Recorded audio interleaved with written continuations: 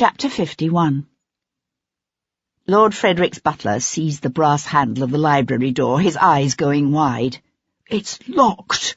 Sebastian thrust the man aside and kicked out hard. The wood splintered beneath his boat heel, and the door slammed open against the wall with a shattering crash. The room beyond lay in semi-darkness. The fire in the grate had been allowed to burn low, and someone had drawn the heavy brocade drapes across the windows. The only light came from a flickering brass oil lamp on the desk, the frosted glass shade casting a soft glow over what was left of Lord Frederick Fairchild. He lay sprawled back at an unnatural angle in his desk chair, one hand dangling limply toward the carpet. Blood was everywhere, on the polished wooden desktop, on the tufted leather chair, the bookcases and panelled walls beyond. Sebastian thought at first that the man who had killed Rachel York and Mary Grant must somehow have made it here to this house before him. Then his gaze fell on the neat little ivory-handled pistol still gripped in Lord Frederick's clenched hand, and he understood. Swiping a trickle of mingling rainwater and sweat from his face, Sebastian crossed the room's oriental carpet to jerk open the drapes at the windows overlooking the rear garden. The pale light of a rainy winter's afternoon suffused the room. Fairchild had held the pistol's muzzle against his temple, shattering the right side of his head into a bloody, pulpy mess. Sebastian was just turning from the window when the man's chest jerked, his mouth opening as he sucked in air and breathed. He'd blown away the better part of the side of his skull, so that Sebastian could see the shiver of the man's brain beneath the white bone of his skull, and the torn, bloody flesh of his scalp. But he wasn't dead yet. "Merciful heavens!" said the butler with a startled gasp, one fist pressing against his lips as he fled the room. From the hall came the sound of someone violently retching. Lord Frederick took another laboured breath. "Should have put the damned muzzle in my mouth," he whispered. Sebastian hunkered down beside him. "Do you know who I am?" A flicker of recognition showed in the man's eyes. "He had one of my letters to Wesley." "Who? Who has the letters?" "Jarvis." The man's shattered head moved restlessly against the bloody leather of his chair. "Showed it to the prince. Said it had been found amongst Leo Pierpont's papers. That I was working with Pierpont to go behind the prince's back and make peace with France." His next breath rattled in his throat. "How true. Never betrayed my country. Never would." "But the prince believed it." The man's eyes squeezed shut, as if in a spasm of pain, his voice fading. Jarvis said if I didn't go quietly, he'd see the letter was made public. Couldn't let Elizabeth, my little girl, ruin her." Sebastian leaned forward, one hand wrapping around the chair's leather-padded arm. "The letter. How did Jarvis get it?" Fairchild's eyes stared back at him, wide and sightless. Sebastian sat back on his heels, his hand still gripping the chair's arm. He became aware suddenly of the insistent shrill of a constable's whistle, and the butler's voice shouting, "There! He's in there! In the library!" Sebastian was on his feet, tossing up one of the rear windows, when he heard the sound of running footsteps crossing the marbled hall. He threw one leg over the windowsill. "You there! Stop! Stop, I say!" Slipping through the window, Sebastian landed lightly in a bed of wet, freeze-brown foliage and darkly sodden earth, and broke into a run. Charles, Lord Jarvis, startled his valet by returning to Berkeley Square shortly before 4 that afternoon. He wasn't a physically vain man, Jarvis, but the events at Carlton House that evening would be particularly momentous.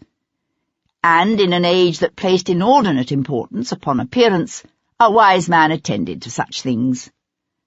Donning knee breeches and silk stockings with a swallow-tailed coat, He resisted his valet's effort to lighten his florid complexion with a hint of powder, and made his way downstairs to his library. Jarvis might keep chambers in St. James's Palace and Carlton House, but his most important papers were here, in Berkeley Square. He had to admit that he'd been mildly worried at one point that the sensational manner of that girl's death might create difficulties. But in the end, all had gone off essentially as planned. The looming danger of a Whig government had been averted. Percival and the Tories would remain in power, and the war against atheism, republicanism, and the forces of evil would continue. Pausing at the base of the stairs, Jarvis lifted a pinch of snuff to his nostrils and breathed in deeply, sighing with satisfaction. There were those, he knew, who couldn't understand why he resisted the prince's strenuous efforts to convince Jarvis himself to form a government. But Jarvis understood what most did not, that men who align themselves openly with one party or policy thereby lose any semblance of objectivity, and that those who seek to exercise their power through office all too often find themselves out of office and therefore out of power. Jarvis's allegiance was to Britain and her king, not to any party or ideology, and he had no need for the petty flattery and pomp of a premiership. His dominance rested not on some fleeting government position, but on the supremacy of his intellect and the strength of his personality and the selfless wisdom of his unswerving devotion to his country and its monarchy.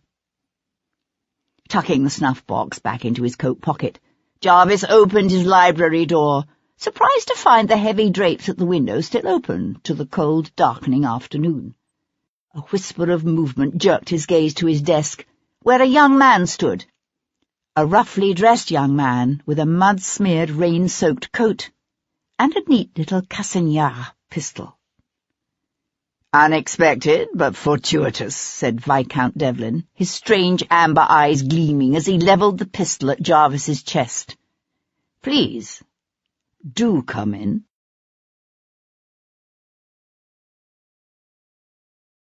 Chapter 52. The yellow fog was coming back. He couldn't see it yet, but Sir Henry Lovejoy could smell it in the cold, moist air as he paid off the hackney and hurried through the churchyard. A raw bitterness pinched at his nostrils and burned his throat and tore at his lungs. Soon it would be upon them again, like a thick, stinking blanket of death. Pausing, he stared up at the squat western towers and plain facade of St. Matthew of the Fields, the golden sandstone blackened by centuries of coal smoke and grime. The yellow fog had been upon them last Tuesday night, he remembered.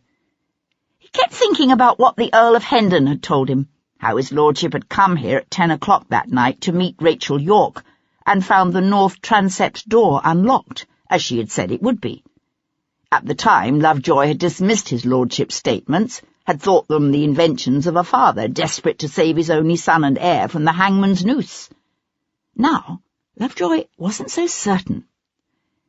He followed the sound of a spade striking dirt around to the back of the church, where he found the sexton, Jem Cummings, digging a grave. "Mr. Cummings," said Lovejoy, being careful not to venture too close to the new grave's muddy edge, "I was wanting to ask you if there was any way Rachel York could have entered St. Matthew's Church after 8 o'clock last Tuesday night." The sexton's rhythm broke, earth sliding back into the grave from his shovel as he faltered. He hesitated, then sank the metal tip deep into the earth with a loud thwunk. "I've been locking that north transept door every night since '92, he said, throwing a shovelful of dirt high and wide. "Ever since one of them heathen Jacobins come in here and—" Yes, I know," said Lovejoy hastily, cutting him off. "But that's not what I'm asking. I'm asking if there's any way Rachel York, or perhaps someone else, could have unlocked that door after you left. You must understand that your answer could be of vital importance to this case. The life of an innocent man may well depend upon it. And may God have mercy on your soul if you are being anything less than truthful." Jem Cummings straightened slowly, his shovel falling idle in his hands, his toothless gums working back and forth on his lower lip. He hesitated, then, setting aside the shovel, turned abruptly away to rummage among the assorted effects he had piled up at the edge of the grave. When he swung back, it was with something clutched close in his hand. He hesitated again, then held it up. Stepping gingerly, Lovejoy reached down and found himself holding a heavy iron key. "I found it in the lady chapel," said Jem, not meeting Lovejoy's gaze, "last week, when the cleaning lady and me was dealing with the blood and all. It was back under one of them fancy little pews, which is why I reckon your lads didn't see it. It fits the north transept door." Lovejoy sucked in a quick breath that hissed loudly between his teeth. "Why did you not come forward with this immediately?" The sexton wiped a splayed hand back and forth across his unshaven face. "I weren't exactly truthful when I told you how it was last Wednesday morning. You see, I could have sworn I'd locked the north transept door the night before, but then I come here the next day and there it was, open, with them men's bloody footprints in the transept, and that girl left so indecent-like in the lady chapel. I thought I must have been misremembering, that I'd forgotten to lock the door after all, that it was me own fault, what was done to the church. All that blood." The old man reached again for his shovel, then simply stood there gripping the handle, his gaze on the earth beneath his feet. "When I found that key, I knew I'd be right, that I had locked the door after all. She must have unlocked it herself when she come. Only by that time it was too late to say anything about it, 'cause I'd already told your constable I'd found the door locked that morning." Lovejoy's hand tightened around the iron key, the toothed end digging into his palm. "You do realize the implications of this, don't you? That it completely changes our estimation of Miss York's time of death?" Jem Cummings nodded, his head ducking as he thrust his shovel back into the earth. Lovejoy stepped back. "How many people have a key to this church?" "I don't rightly know. You'd have to talk to the Reverend MacDermot about that. He ought to be in the rectory about now." Lovejoy nodded and turned away, only to swing back as another thought struck him. "Just a moment. Did you say you saw men's footprints in the transept that morning?" "That's right." "Are you certain?" "Course I am. I might have lived in London town these past 40 years and more, but I grew up in Chester. Me da, he was gamekeeper to Lord Broxton, and he taught all us little ones how to read game tracks. Men's tracks is no different. There was 2 sets of men's bloody footprints coming out of that chapel. Ain't no doubt about that."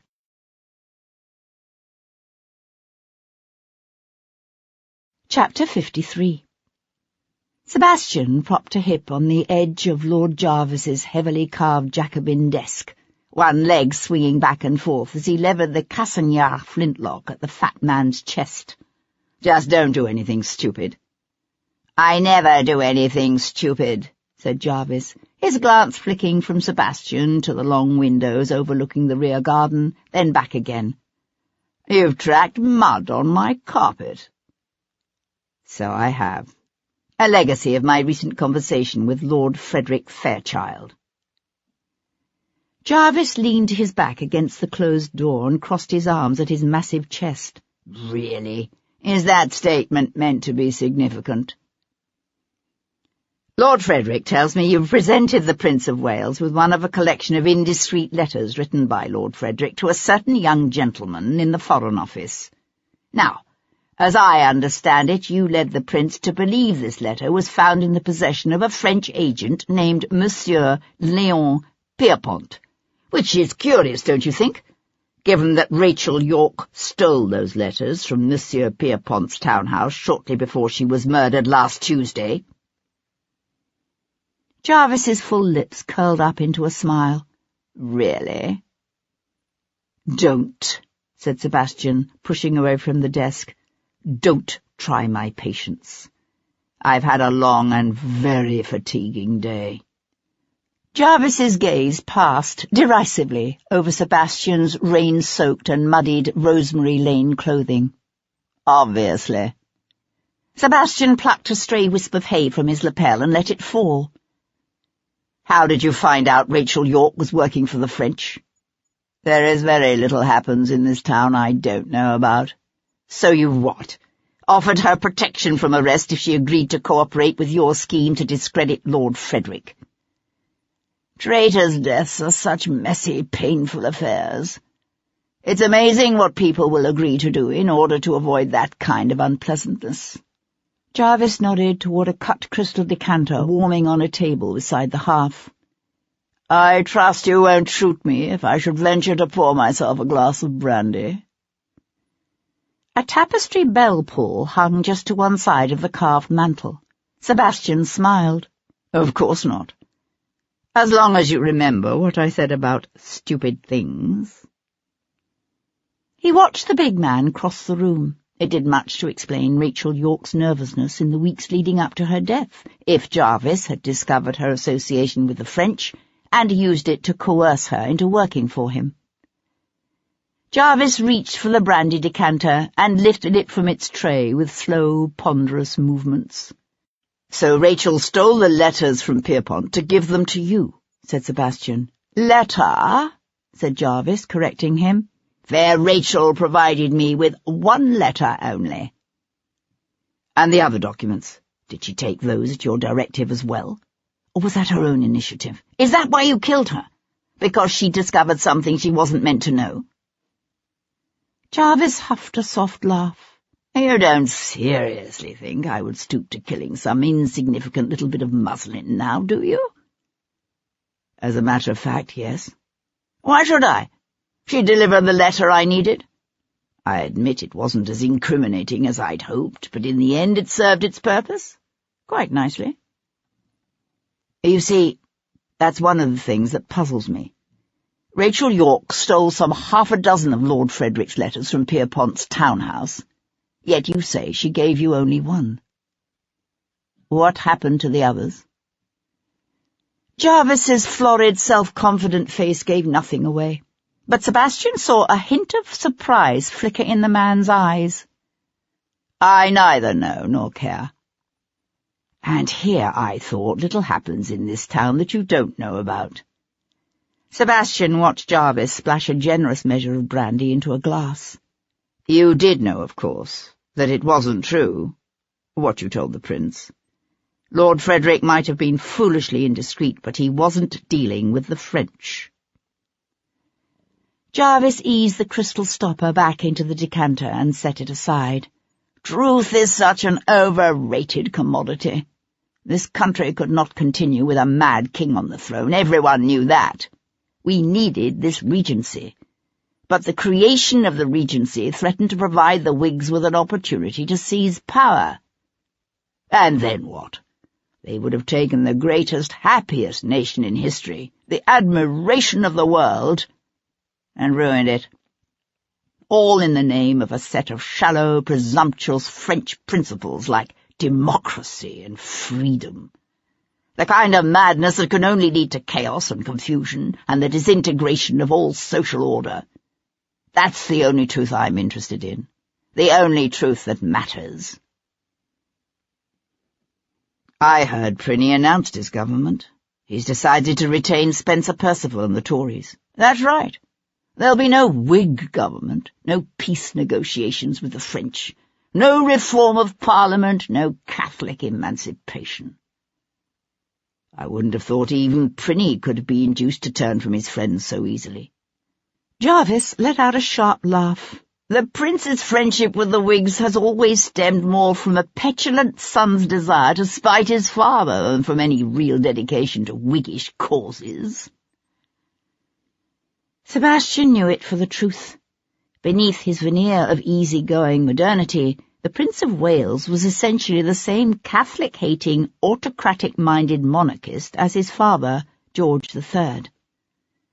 Jarvis shifted closer to the hearth, as if drawn to the warmth. A large canvas, heavily framed in gilded wood, hung over the mantel. a group portrait of Lord Jarvis with his wife and mother and daughter. Sebastian had seen this portrait before, as a small study in the studio of Giorgio Donatelli. "You say you had no reason to want to see Rachel York dead," said Sebastian. "Yet she knew enough to expose all your clever machinations for what they were." "Not without exposing herself." Sebastian kept his attention seemingly on the dramatically swirling colours of Donatelli's canvas. All the jagged, inconsistent pieces of the puzzle were beginning to fall into place.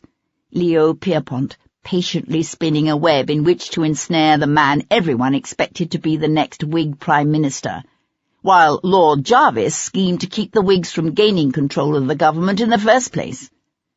And Rachel York, fiercely passionate, badly frightened, had been caught between them. "The way I see it," said Sebastian, "whether you killed her yourself, or had her killed, or simply created the set of circumstances that led to her death, you're the one who is ultimately responsible for what happened to Rachel York." "Am I expected to be overcome with remorse?" Jarvis lifted his brandy glass to his lips. "What difference does the life or death of one stupid little whore make when the future of an empire hangs in the balance?"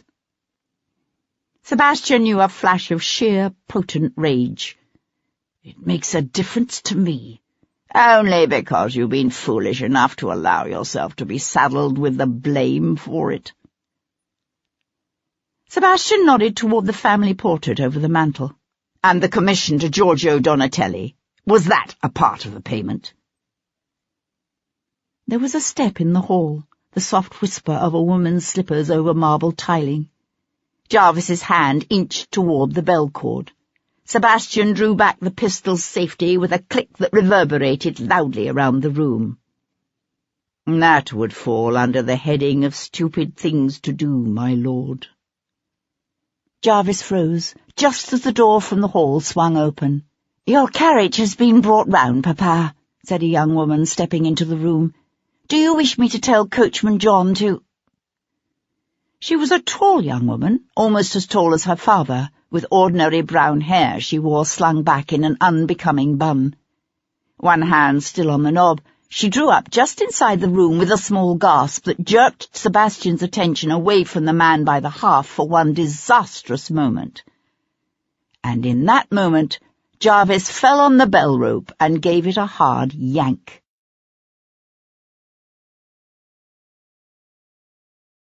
Chapter 54. Sebastian leapt toward the woman. Catching her by the arm, he spun her around in front of him just as the first footman appeared in the door. His fingers digging into her arm, Sebastian pressed the flintlock's muzzle against the side of the woman's head. "Tell them to back off," he said to Jarvis.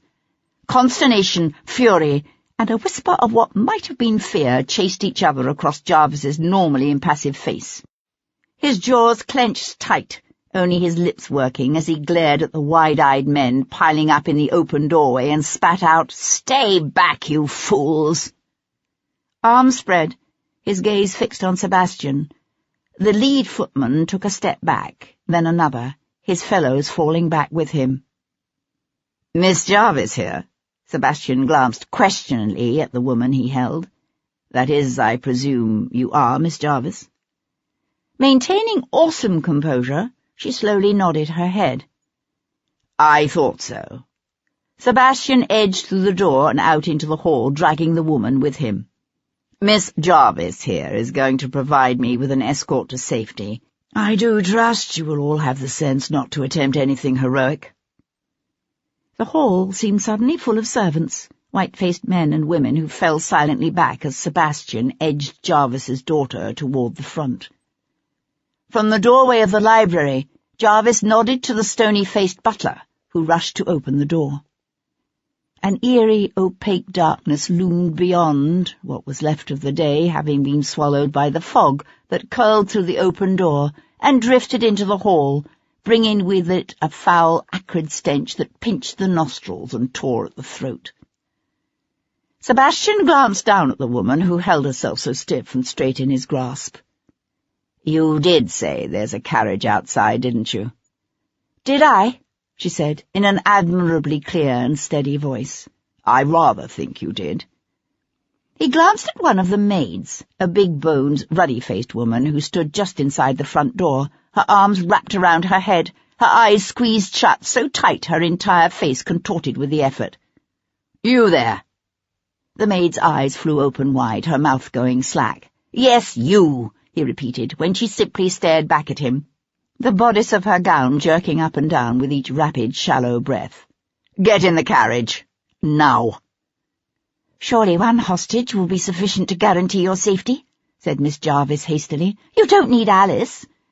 "It's not my safety I'm concerned about." Sebastian shifted the muzzle of the gun toward the maid. "Now, Alice. In the carriage." With a bleat of terror, Alice scuttled down the front steps and up into the carriage. Sebastian backed up the carriage steps, hauling Miss Jarvis with him. "It would be detrimental to the lady's health for anyone to attempt to follow us," he said to the grim men crowding the door behind them. "Drive toward Tothill Fields," he shouted to the coachman. "Now!" At the crack of the whip, the horses leapt to the traces, the carriage lurching forward with a jerk that set the lanterns to swinging on their brackets. The maid huddled into a corner of the forward seat, her hands holding her apron over her face as she let out a series of soft little screams. "Stop that infernal nonsense," said Sebastian, after roughly the 20th scream. "She's afraid," said Miss Jarvis. Sebastian transferred his attention to the woman who sat tall and stiff-backed on the seat beside him. "You're not." She swung her head directly to look at him. In the swaying light from the outside lanterns he could see the terror in her eyes.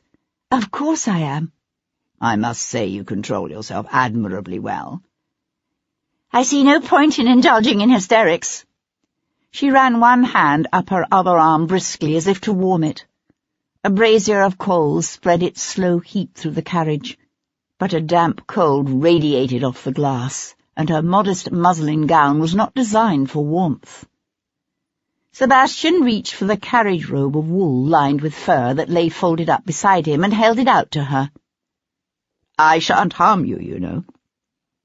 After the briefest of hesitations, she took the robe with a politely murmured, "Thank you," and wrapped it around her shoulders. "Do you know who I am?" he asked. An ear-splitting shriek from the forward seat jerked his attention back to Alice. "Mary, Mother of God!" cried the maid, dropping her apron to show them a wild face. "He's going to ravish us both, ravish us and leave us headless and eviscerated like a heathen offering on some pagan altar." Her body went suddenly rigid, her fists digging into the plush upholstery at her side as she began to laugh hysterically. Leaning forward, Miss Jarvis calmly slapped the maid across the face. Alice sucked in a startled breath, her eyes going wide, then squeezing shut as she collapsed back into her corner and began to cry. Miss Jarvis took one of the maid's hands in her own and said gently, There, Alice, it will be all right. We're quite safe." To Sebastian she said, "I know who you are." Sebastian nodded toward the quietly sobbing maid. "So obviously does she." Miss Jarvis paused in the act of chafing the maid's trembling hand beneath her own large, capable ones. "A humorist, I see. I hadn't expected that." "And what precisely were you expecting? To be ravished and left split like a sacrificial lamb on the altar of Zeus?" Alice let out a new bleat of terror. Miss Jarvis threw Sebastian a frowning glance. "Hush! You're frightening her again." Sebastian studied the woman beside him. She was somewhere in her early 20s, he supposed, brown of hair and unremarkable of feature, if one discounted the unmistakable gleam of intelligence and ready humour in those calm grey eyes. He tried to recollect what he had heard of Jarvis's daughter, and could call little to mind. "Why did you insist on bringing Alice?" she asked after a moment. He glanced out of the window. They were bowling up Whitehall now, harness jangling, the horses' hoofbeats reverberating oddly in the damp, heavy fog. Soon the narrow streets of old Westminster would close in around them. It would have been an easy thing then to lose any would-be rescuers and make his way to the Three Feathers Inn, where he intended to have a little chat with the landlord. "Merciful heavens," said Miss Jarvis, her eyes opening wide as the carriage slowed for a turn. "Is that why she's here? To safeguard my reputation from the tongues that wag and do love to speculate on all manner of unrighteous things? Do you really think it will help?" Sebastian opened the door beside him. "One can only hope," he said, and slipped out into the damp night.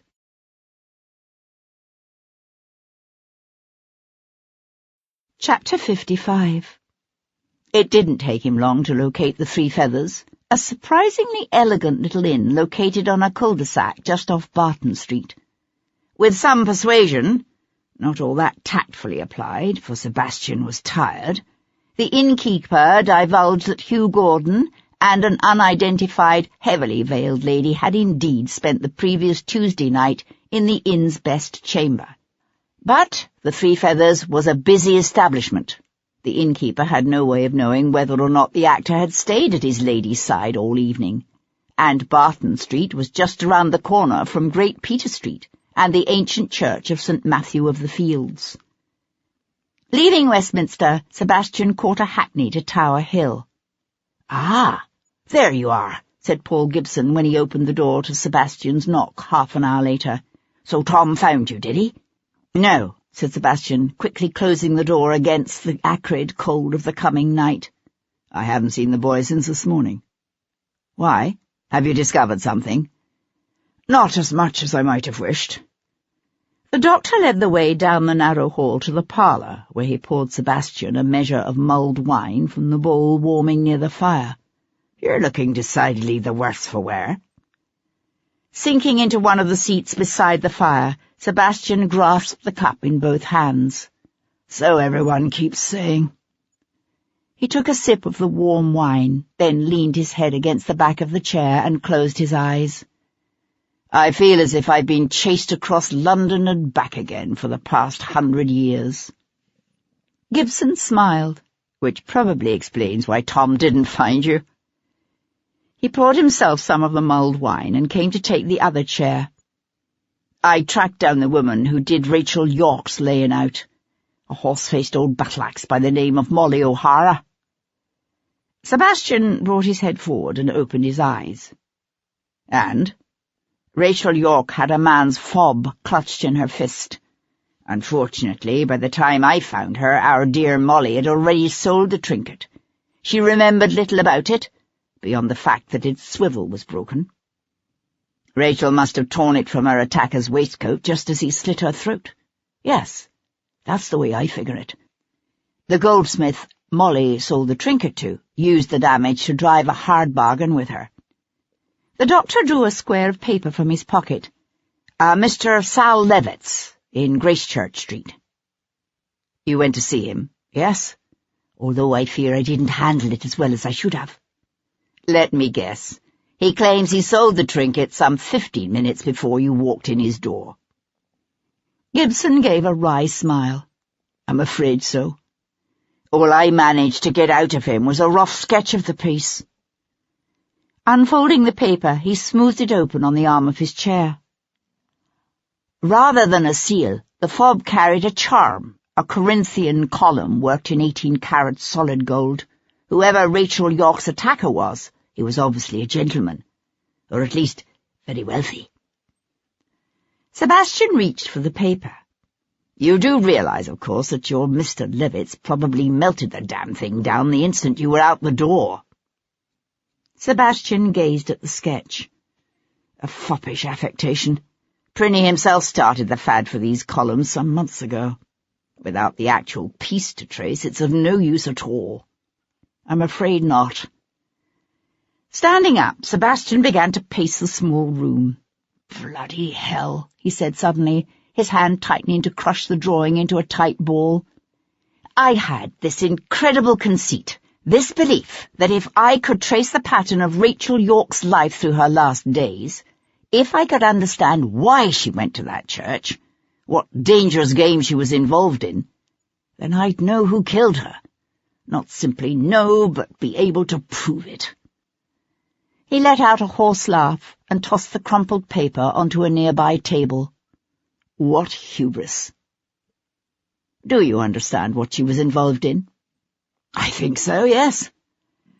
Coming back to the fire, Sebastian quickly summed up the conversations with Gordon and Donatelli, then the death of Lord Frederick, and the meeting with Jarvis. "I'd still put my money on the Frenchman," said Gibson, when Sebastian had finished.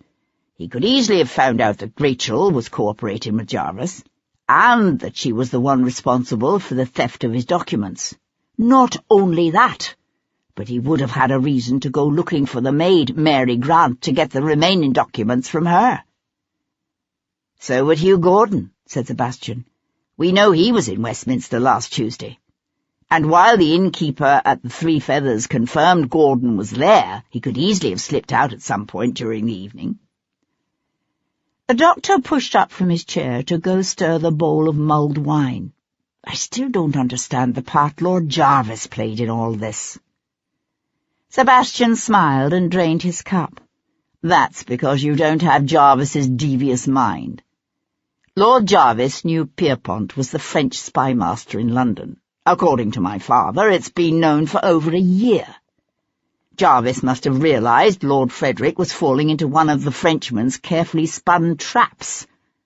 Only instead of warning the man, Jarvis developed a plan of his own, a plan to discredit the Whigs and prevent them from taking over the government when the Regency was proclaimed." "So he what?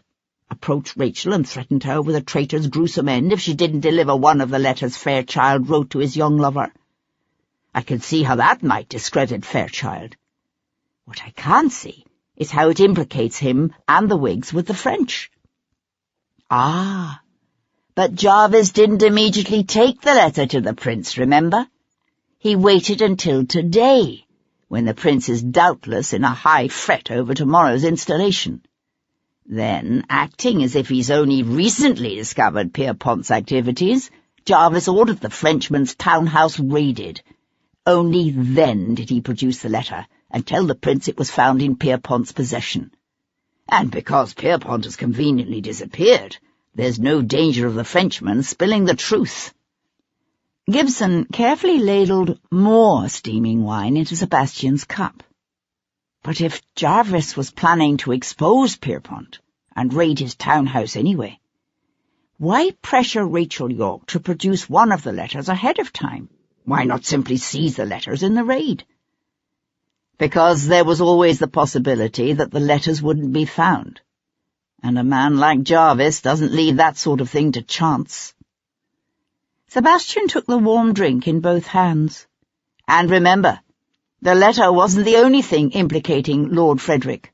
The fool was meeting his lover in the rooms of a woman known to be working with the French." "Poor girl," said Paul Gibson, refilling his own mug. "So Jarvis intended to betray her anyway?" "I suspect so, except that Rachel was smart enough to realize she was in danger. She decided she needed to get away, and she came up with a plan of her own, to take the rest of Fairchild's letters and the document about my mother, and God knows what else, and sell them to the interested parties."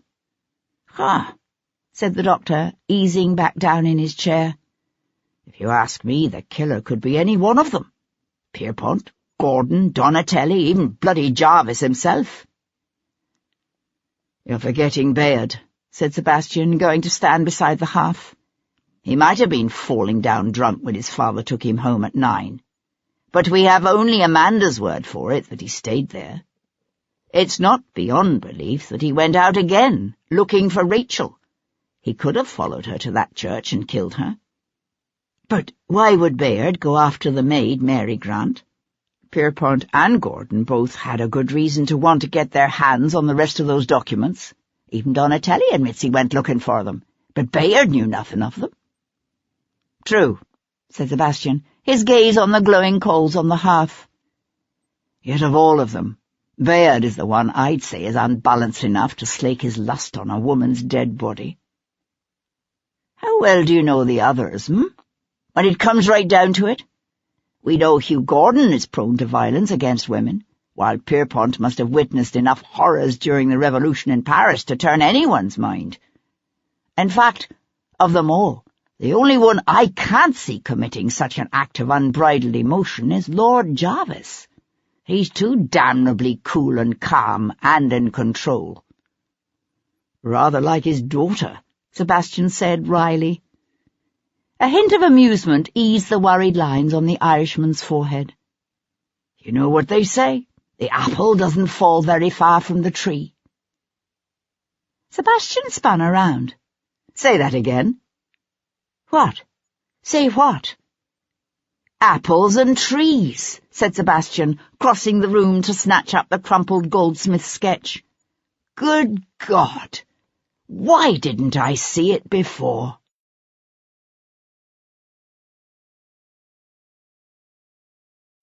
Chapter 56. The Black Dog stood on the far edge of Walworth, to the south of London.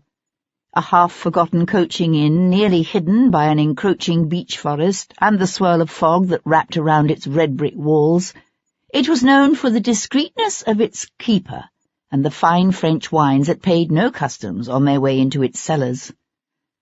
Wearing a warm velvet habit and a heavily veiled hat, Cat reined in her mare beneath the flickering torches in the inn's yard. A coach and four, well loaded and ready for travel, stood waiting near the arch. "Walk the horses," she said to her groom. "I won't be long." She found Leo in a private parlour on the low-ceilinged first floor, at a small table where he sat hurriedly writing, a pair of silver-rimmed spectacles perched on the end of his nose. "How did you manage to get away?" Cat said, shoving back her veil and closing the door behind her with a snap. He looked at her over the rims of his spectacles. "How do you think?" "You were warned." It was a statement rather than a question. "Why?" He stood up, then reached to shuffle his papers into order.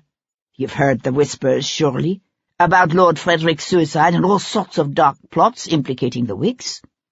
"But none of it is true." "Of course not. Which is why it is in the best interests of those surrounding the prince that I not be caught. Hence the warning." He peeled off his eyeglasses and tucked them into a pocket. It occurred to her that she hadn't realized he wore them. She watched him walk over to thrust his papers into a small leather case and snap it shut. "How long have they known about you?" Something in her voice made Leo glance back at her and smile. "Worried they know about you too, ma petite?" He shook his head. "I don't think so. You may still give valuable service to France." "I don't give a damn about France." He laughed. "I know you don't, but you do hate England with a commendable and very useful passion. In my experience, those with an emotional motivation always make the best agents. A man who betrays his country for money, or because he has been caught in some foolish indiscretion, can all too frequently turn on you." Leo puffed out his cheeks and let go a long, painful breath. "I should have realized it sooner." Cat shook her head. "Realized what?" "There were 4 sets of documents taken from me the Sunday before Rachel was killed," he said, shrugging into his coat. "In addition to Lord Frederick's collection of letters and the royal birth certificate, there was also an affidavit relating to a certain indiscretion committed by your Viscount's mother, and a bill of sale for a ship and cargo reported by its owner as lost at sea." "I don't understand." Leo adjusted the lapel of his coat. "The latter proved a most useful acquisition, since the perpetrator of that little insurance fraud happens to be a boon companion of the prince. He hasn't been in a position to provide us with many state secrets himself, but he's been an invaluable source of information on other men's peccadillos and potential weaknesses, Lord Frederick's unfortunate inclinations being only one of many." "What are you saying?" "What I'm saying is that unless the Prince of Wales has recently taken to rape and all sorts of other ungodly occupations, then Rachel's murderer is very likely your young Viscount's own brother-in-law, Martin, Lord Wilcox." Kat let out her breath in a rush. "Are you certain?" "No. But I'd watch the man if I were Devlin." Pierpont reached for his hat, then paused. "I gather Devlin doesn't know you favour the French in this little war to which he devoted, 5 years of his life?" "It's Ireland I fight for, not the French. There is a difference." "Indeed there is," Leo agreed, walking up to her. "But I suspect it's a difference that would be lost on Devlin." He reached out, his hand unexpectedly gentle as he touched her cheek. "Don't fall in love with him again, ma petite. He'll break your heart." Kat held herself very still. "I can control my own heart." Leo's eyes crinkled into a smile that faded abruptly as he turned away. "Paris will be sending someone soon to take my place," he said, over his shoulder. "Be alert. He will contact you. You know the signal." Kat followed him, wordless, to the yard. She watched his travelling carriage disappear into the night. Then she lowered the veil over her face, remounted her horse, and rode away. The fog lay heavy in the streets of London, a thick, throat-burning swirl of noxiousness that turned flickering gaslights into ghostly golden glows lost in the gloom. Kat drew up before her house and handed the reins to her groom. "Stable them," she said, sliding from the saddle. She stood for a moment, listening to the muffled beat of the horse's hooves disappearing into the thickness of the night. Then she threw the train of her riding skirt over her arm and turned, just as a dark figure materialized from out of the mist. Kat sucked in a startled gasp. "You ain't seen the governor, have you?" said the boy, Tom. Feeling vaguely ridiculous, Kat let go her breath in a soft sigh of relief. "I believe he received a note from his friend, Dr. Gibson. Perhaps he could tell you something." Tom shook his head. "It's Gibson who wants to see him. Something about a gewgaw that was found in that mort's hand." Kat paused at the base of her front steps. Someone was walking toward them on the footpath, a man with the flaring cape and measured gait of a gentleman. "Miss Boleyn," he said, one hand coming up to touch his hat brim as he paused beside her. "Yes?" She knew a frisson of fear, a precognition of understanding at the sight of his middle-aged, quietly smiling features. "May I help you?" "I am Lord Wilcox," said the man, his hand dropping ominously from his hat to slip inside his cape. "I must ask you to accompany me to my carriage." He nodded into the mist-swirled darkness. "It's just there, at the end of the street." Kat was aware of Tom tensing beside her, his eyes wide on the gentleman before them. "And if I refuse?" she said, her voice coming out low and husky. His hand tightened around something just inside his cape, and she realized it was a pistol he held there, a pistol he now lifted to point at her. His gaze noted the direction of her glance, and he smiled. "As you can see, that really is not an option."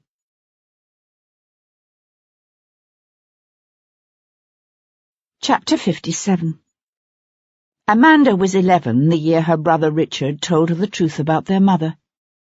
He'd been home from Eton that summer, 10 years old and very full of himself.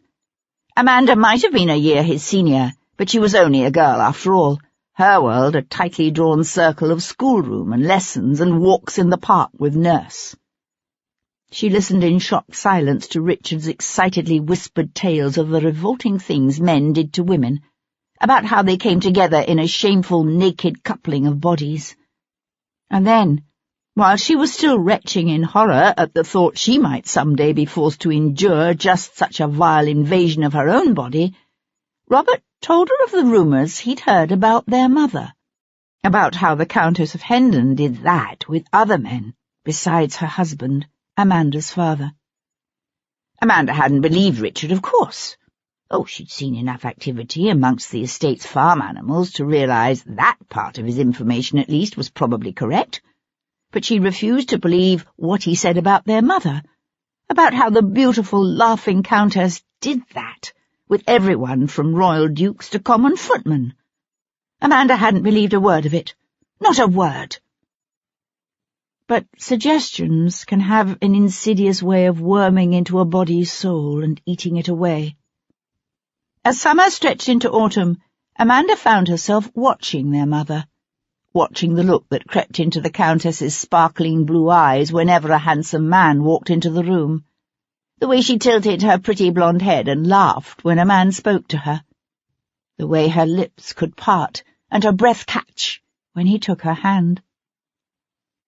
And then, one rare sunny day in September, when the Countess and her children were rusticating down in Cornwall, and the Earl danced attendance, as usual, upon the King, Amanda escaped the schoolroom and went for a walk.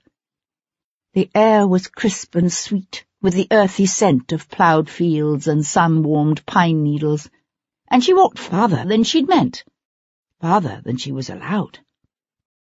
A restlessness had been building within her lately, an unsettled yearning that led her to leave the trim terraces of the gardens and the neatly hedged-in fields of the home farm behind, and penetrate deep into the wild tangle of forest that stretched away toward the sea. It was there that she found them, in a sun-soaked hollow sheltered by a rocky outcropping from the brisk winds blowing off the white-capped water.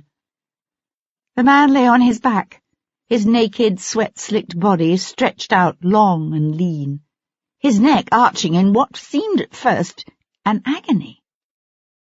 A woman sat astride him, her soft white lady's hands holding his larger, darker ones cupped over her breasts, her lower lip gripped between her teeth, her eyes squeezing shut in ecstasy as she rode him. Rode him! In the months that had passed since Richard's visit, Amanda had sought to picture this vile thing that he had told her about, but never had she imagined, never could she have imagined anything like this.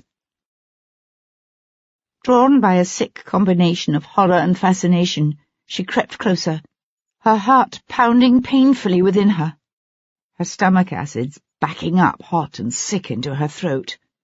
But it wasn't until her fascination had drawn her, trembling and nauseous, ever closer, that Amanda realized the truth, that the woman whose breath came in such harsh, ragged gasps was her own mother, Sophia Hendon, and that the man whose naked pelvis thrust up again and again in a savage, pounding rhythm, who buried his body deeper and deeper inside hers, was her ladyship's groom. Amanda never told Richard what she'd seen that day, although she knew from the bitter remarks her brother occasionally let fall that he blamed their father for the things their mother did, blamed Hendon for devoting all his time to king and country and neglecting his lonely, lovely wife. But Amanda knew the truth, for she had seen the hunger in their mother's beautiful, sunlit face, the shameful, insatiable hunger. It had been dark for some time now, the fog swallowing the last glimmers of daylight before sliding away imperceptibly into night. The maid, Emily, had come at one point to draw the drapes and laid fresh coals upon the fire, but Amanda had sent her away. Shaking off the long-ago memories, Amanda went now to turn up the flame of the oil lamp that filled the dressing-room with a sweetly scented glow, and to close the heavy brocade drapes against the cold, radiating off the long windows overlooking the square. Crossing the room to her writing desk, she paused, her head raised as she listened, but the house lay silent around her, and after a moment she slid back the discreet latch that opened the desk's hidden compartment, and drew forth the single piece of parchment from within. She'd read it perhaps 100 times already, but now she read it again, drawn by something she didn't care to define, to this strange recital of that long-ago sin written in Sophia Hendon's own hand. Amanda couldn't begin to guess what had driven her mother to set it all down in such stark, bare sentences, and then swear to it before witnesses. Nor did Amanda know how that harlot Rachel York had come by such a curious document, or for what purpose it had been intended.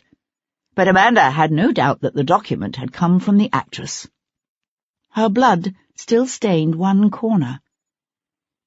It was Coachman Ned who'd first let slip the truth about that Tuesday night, or at least the truth as he knew it.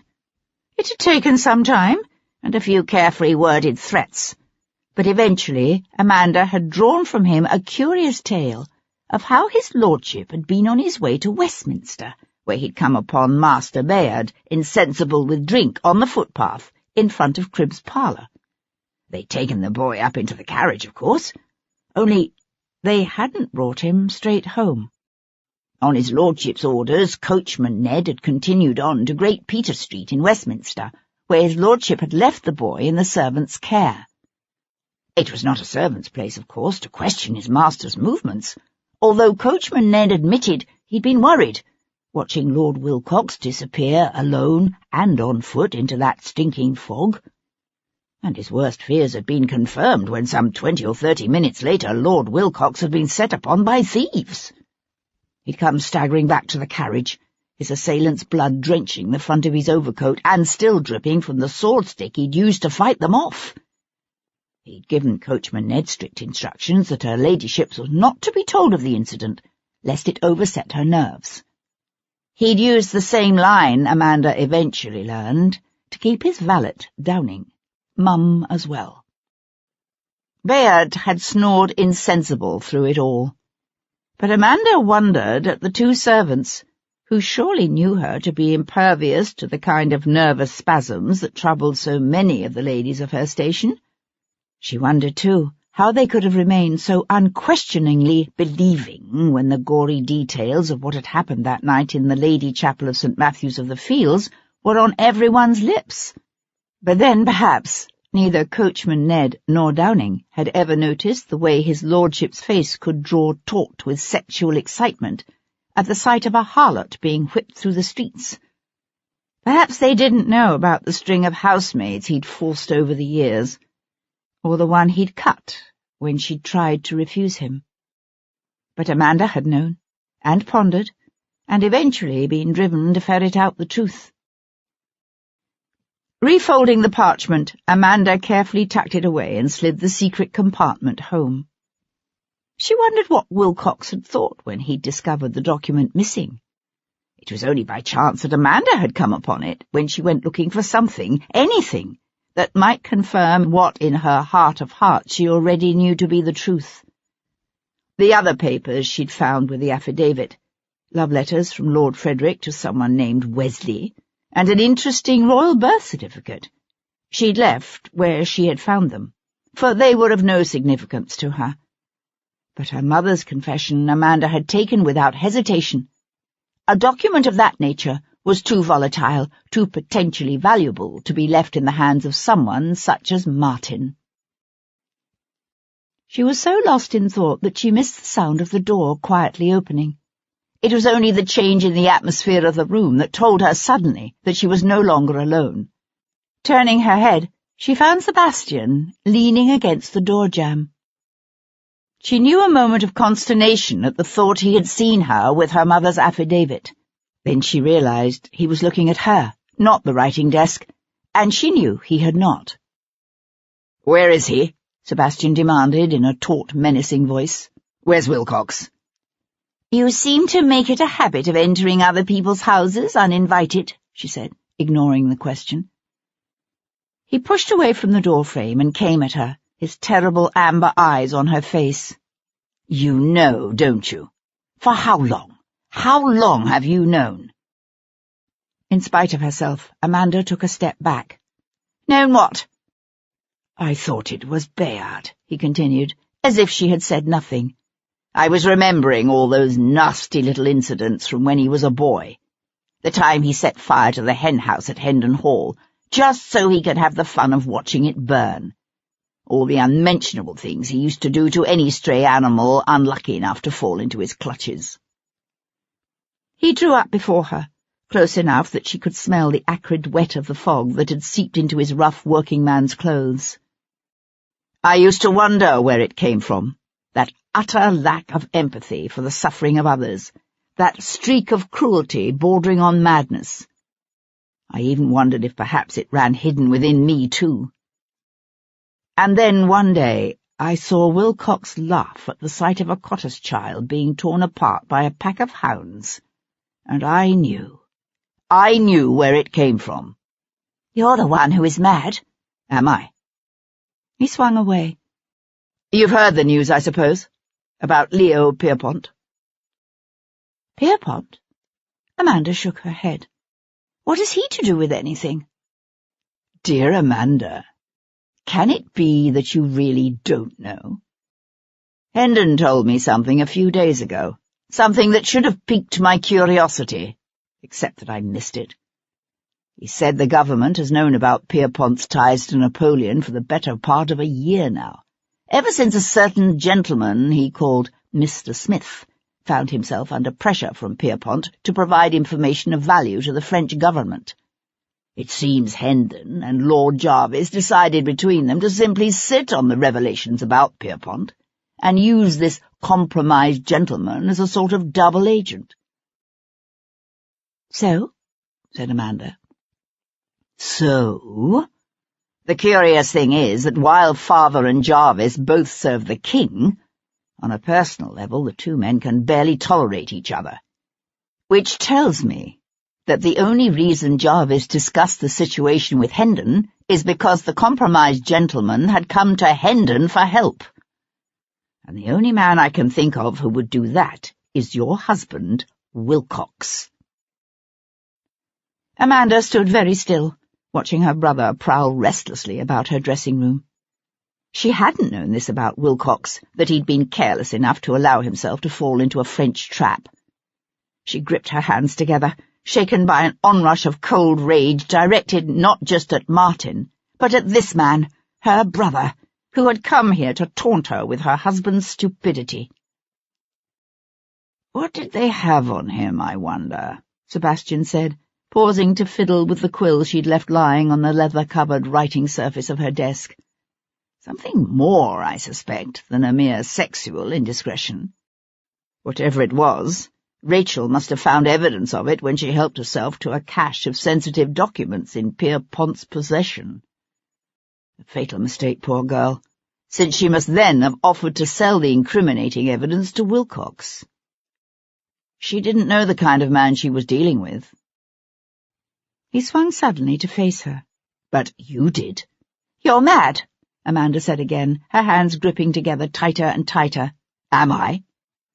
That day I came here to confront Bayard, you knew then.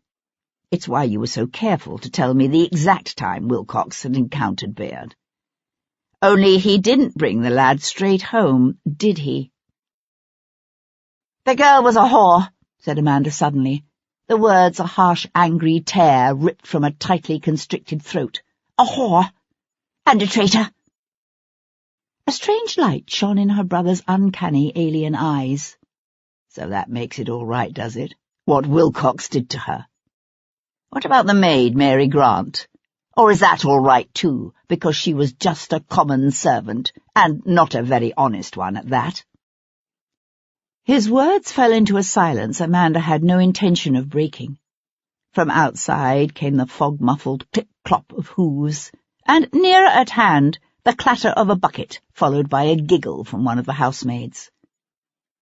In the end it was Sebastian who broke the silence, the anger in his voice having been replaced by a kind of urgency. Wilcox has developed a taste for it now, Amanda. You do realize that, don't you? He's going to keep doing it, and one day he will be caught. Hopefully not until after they've hanged you.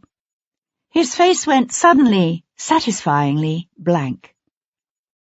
I've always known you disliked me, he said after a pause.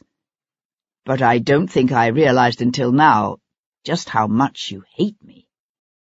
Of course I hate you, she said, practically spitting the words at him. Why wouldn't I? You, Viscount Devlin, the precious pampered heir to everything. Everything that should have been mine. She thumped her fist against her chest. Mine! I was my father's firstborn child, while you— She cut herself off just in time, clenching her teeth together. "I didn't invent the laws of male primogeniture," he said, his voice a quiet counterpart to hers, his brows drawing together as if in puzzlement as he searched her face, "even if I have benefited from them." She watched, confused, as a strange smile touched his lips, then faded. "It's funny, but my first thought when it finally all came together was to rush over here and warn you about how dangerous the man you were married to has become.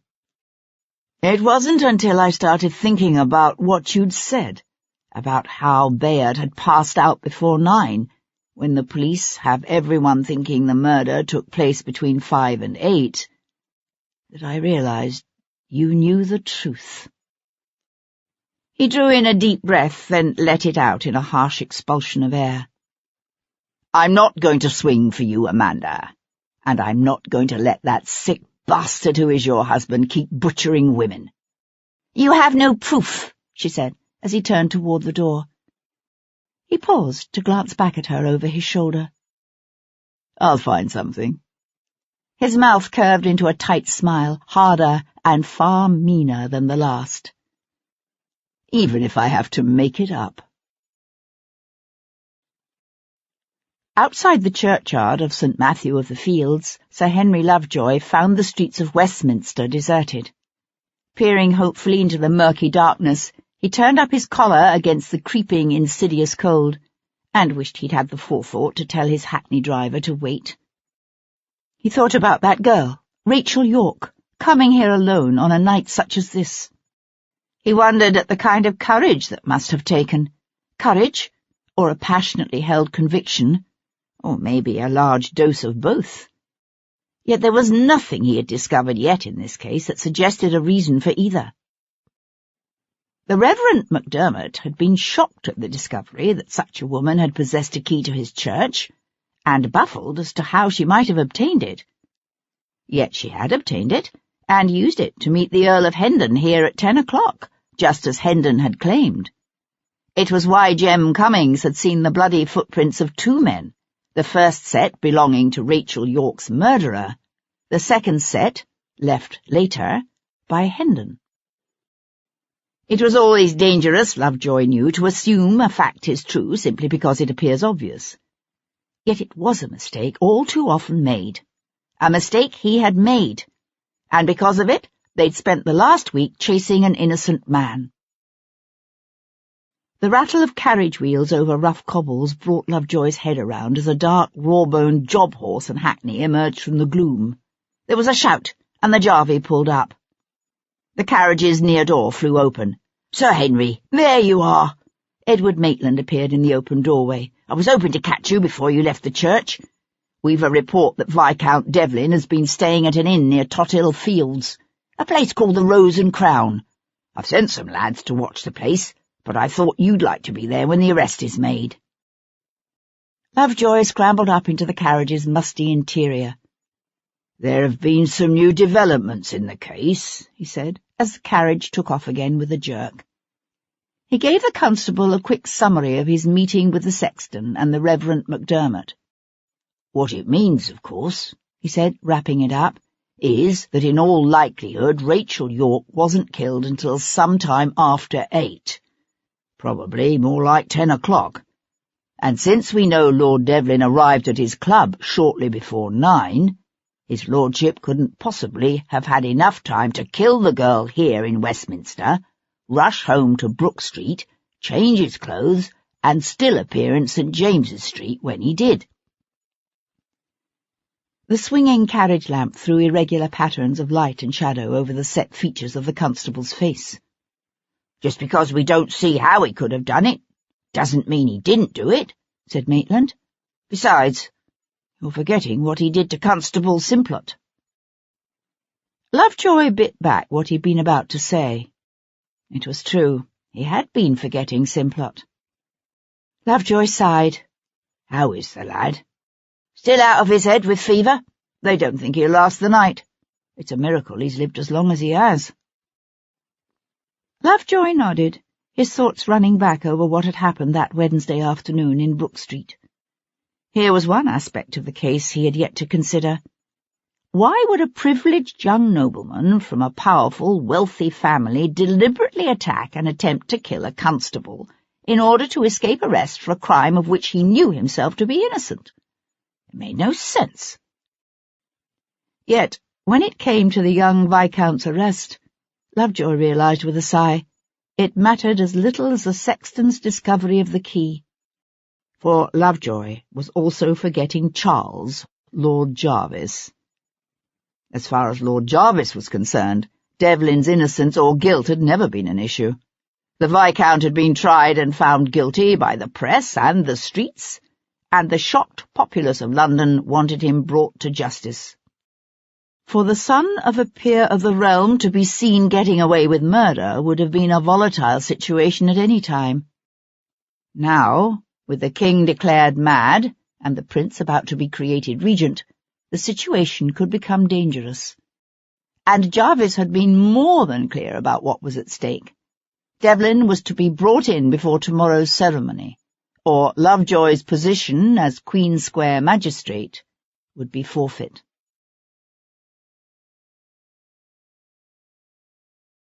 Chapter 58. Life is full of scary things, Cat Bullen's father used to tell her. Scary things, like the steadily approaching tramp of marching soldiers, and the silhouette of a rope dangling against a misty morning sky, or the dark muzzle of a gun gripped in the hand of a smiling man. Why? She said now, her gaze on the man before her. Life might be full of scary things, but she'd learned long ago to hide her fears behind a smooth face and a steady voice. What do you want with me? He was one of those men whose lips seemed perpetually curved into a faint smile, but at her words the smile slipped, as if he'd anticipated meek obedience or fearful hysteria, and found the calm directness of her question disconcerting. All I need from you, my dear, is cooperation. The smile was back in place now, serene, confident. He nodded toward Tom. You know this lad, do you? Cat's gaze met that of the boy who stood stiffly at her side. Tom stared back at her, his dark eyes alert. Yes, she said. Good. Then he can be trusted to deliver a message. With his free hand, Wilcox retrieved a folded note from an inner pocket and held it out to Tom. Take this to Viscount Devlin. The note will give him the particulars he needs. But I am relying on you to convey to his lordship the gravity of the situation. I trust I do make myself clear. Cat sucked in a quick gasp, just as quickly stifled, for she understood all too clearly what Wilcox intended. He was setting a trap to catch Sebastian, and she was to be the bait. Fear welled within her, hot and trembling, but she forced it down. Fear interfered with one's ability to think, and she needed to think clearly. It occurred to her that whatever Wilcox's carefully arranged plan, she could destroy it in an instant, simply by refusing to go with him. Except there was something in Wilcox's eyes that gave her pause. A man like this could kill without second thoughts or remorse. Cat knew what it would do to Sebastian if he felt himself responsible for her death. A man driven by that kind of rage and guilt could make mistakes. Fatal mistakes. She drew in a deep, cold breath of the smoke-fouled night air, felt the acrid burn of it tear at her throat. It tasted bitter in her mouth, bitter as fear. As if he could smell her fear, Wilcox's smile widened. It was the smile that decided her. The smile, and the man's self-assured confidence in the success of whatever strategy he had devised to ensnare Sebastian St. Cyr. He obviously thought his plan infallible. But Cat knew Sebastian, knew the uncanny animal-like keenness of his senses, and the swiftness of his reflexes. Sebastian might be walking into a trap, but at least he would know it.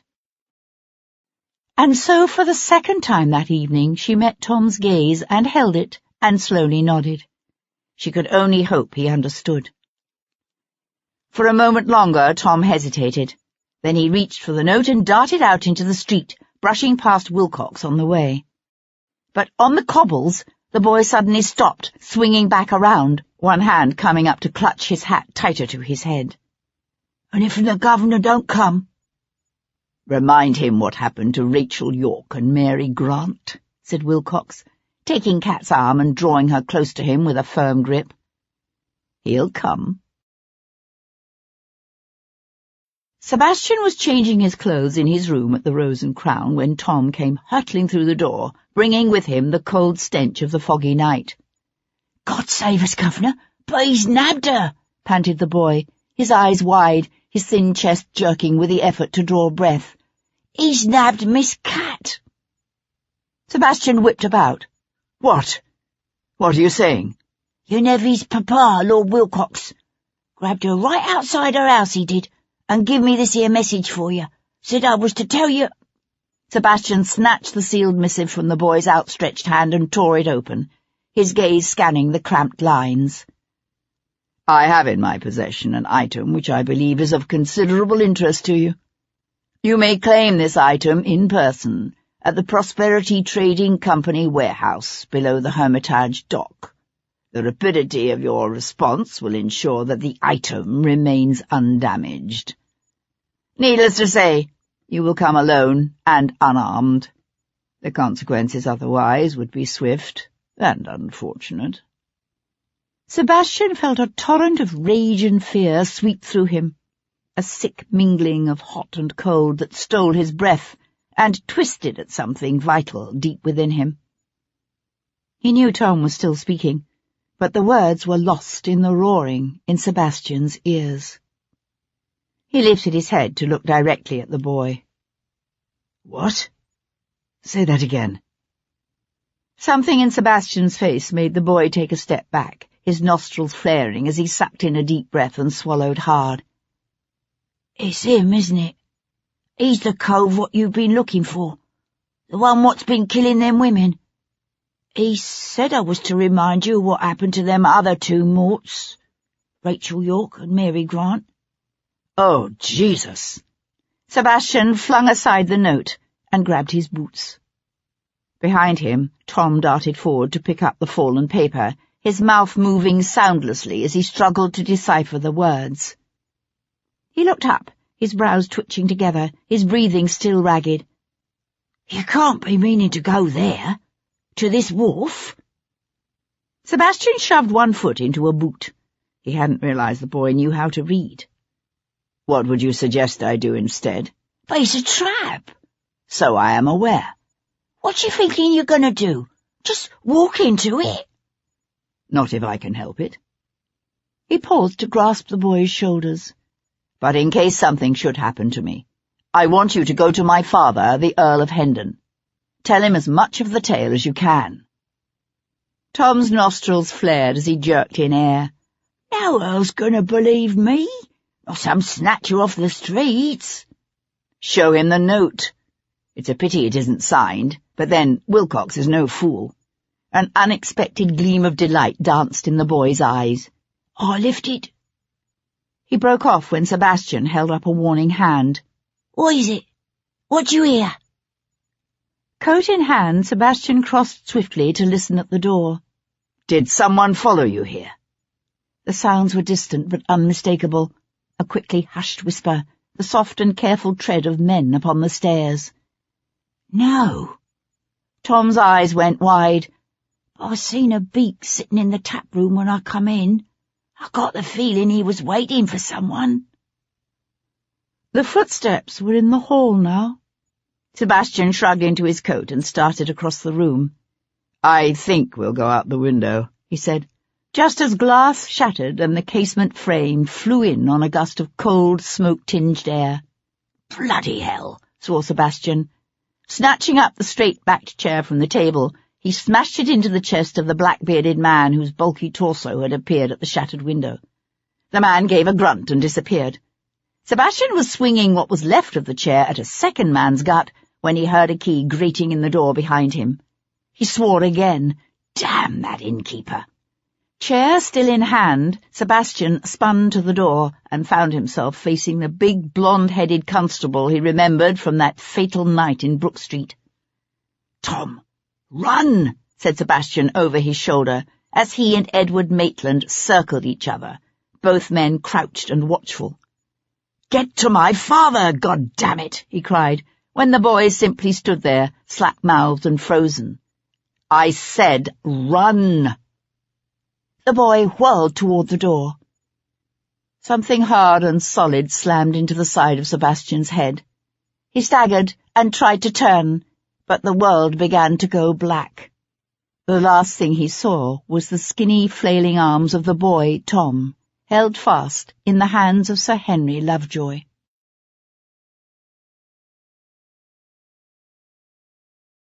Chapter 59. Sebastian came awake to a sense of movement, to the clip-clop of horses' hooves, and the clatter of carriage wheels jolting over uneven paving. Through a dizzying spiral of pain, his thoughts flew at once to Kat. The horror of what he knew Wilcox would do to her was so powerful, he was nearly shaking with the need to control it, with the need to keep himself from lashing out in mindless, useless frustration. He forced himself to keep his eyes closed and lie still, fighting down a wave of nausea that burned sour in his throat as he concentrated all his senses on the task of understanding the situation in which he now found himself. He lay on the cracked leather seat of an old carriage, the forward seat. Rough ropes bit into his wrists, binding them together before him. His ankles were bound as well, but he could detect the steady breathing of only one other person in the carriage with him, a man who sat quiet and alert on the opposite seat. One man. Which man? Sebastian opened his eyes to find Sir Henry Lovejoy regarding him through narrowed, watchful brown eyes. "Well," said Sebastian, in a pleasantly conversational tone, "I wouldn't have expected the Beau Brummel of Queen's Square to willingly miss this." "If you are referring to Senior Constable Maitland, he is currently otherwise occupied, conveying 2 of his fellow constables to the surgeon, to be precise." Fighting down a fresh wave of nauseous dizziness, Sebastian shifted his weight slightly, and discovered that in addition to being tied together, his wrists were also tethered to a ring bolted to the carriage floor. He tightened his jaw against a violent upswelling of rage, but some hint of his feelings must have shown on Sebastian's face, because he noticed the magistrate sink back farther into his corner, his eyes wide and watchful. Sebastian showed his teeth in a smile. "You aren't afraid I'll murder you between here and the public office? Cut off your head and take a bath in your blood and do all manner of other ungodly things to your person?" Lovejoy was not amused. "I think not." Sebastian glanced out the window as the carriage swung around a corner. The foggy void of the night swirled about them. "And the boy?" he asked casually. "If you mean that appallingly foul-mouthed urchin who was taken up in your company, he slipped out of my grip and darted off as we were leaving the inn." It was a crumb of comfort, pitifully small. There were too many things that could go wrong. Hendon could refuse to see the boy, or simply refuse to believe him. And even if the Earl did believe the boy's tale, what then? Whether Hendon sent a party of constables to the wharf or went himself, the result would be disastrous. Martin Wilcox might be a murderer, but he was no fool, and he knew what was at stake.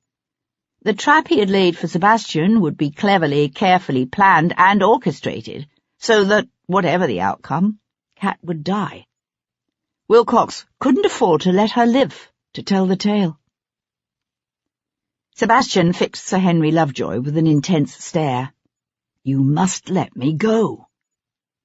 The little magistrate thrust his hands into his pockets and settled deeper into his overcoat as if bothered by the cold that seeped up from the straw-strewn floorboards and whistled in with the wind through the cracked windows. "It might be some consolation for you to know that I have reason to believe that you are indeed innocent of the deaths of those 2 women, Rachel York and Mary Grant.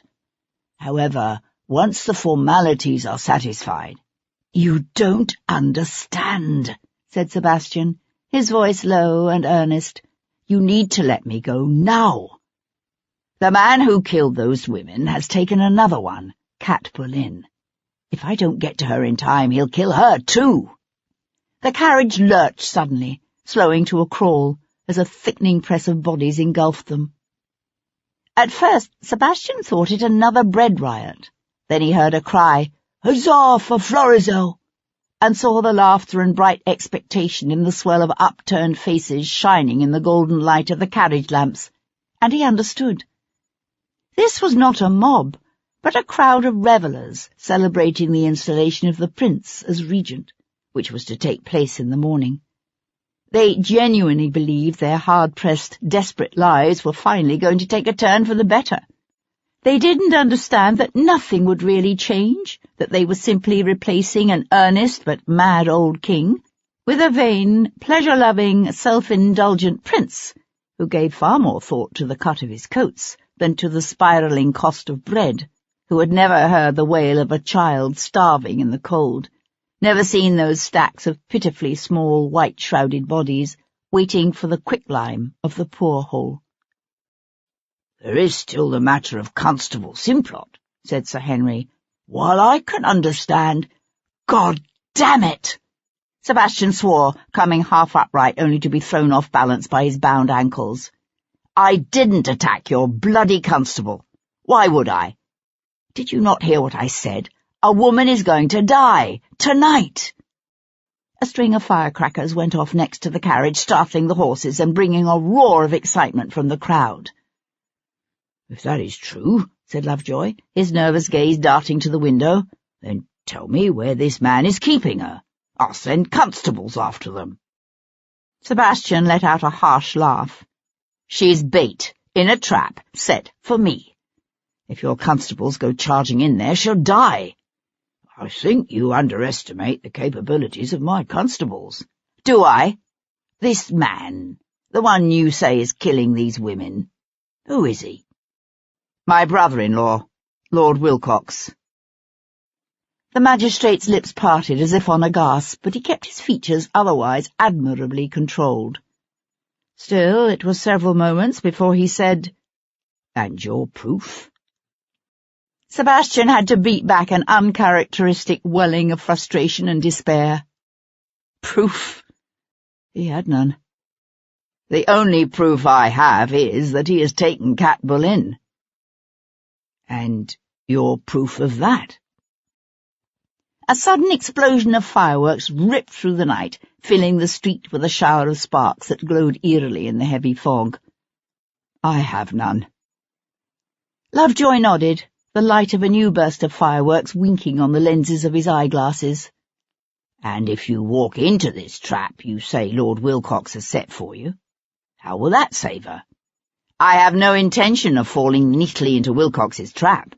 "Yet you might, if you will simply tell me—" "God damn you!" Sebastian cried, yanking painfully, uselessly at the ropes that tethered him. "You stupid, bloody-minded, self-congratulating bastard! Every minute you keep me here, you are killing her!"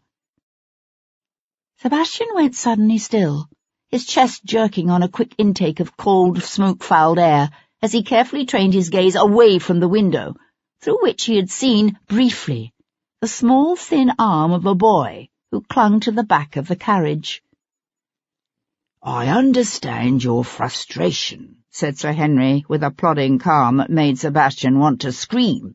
"But the law—" He broke off as the hackney's near door jerked open and a small, roughly dressed body appeared on the step.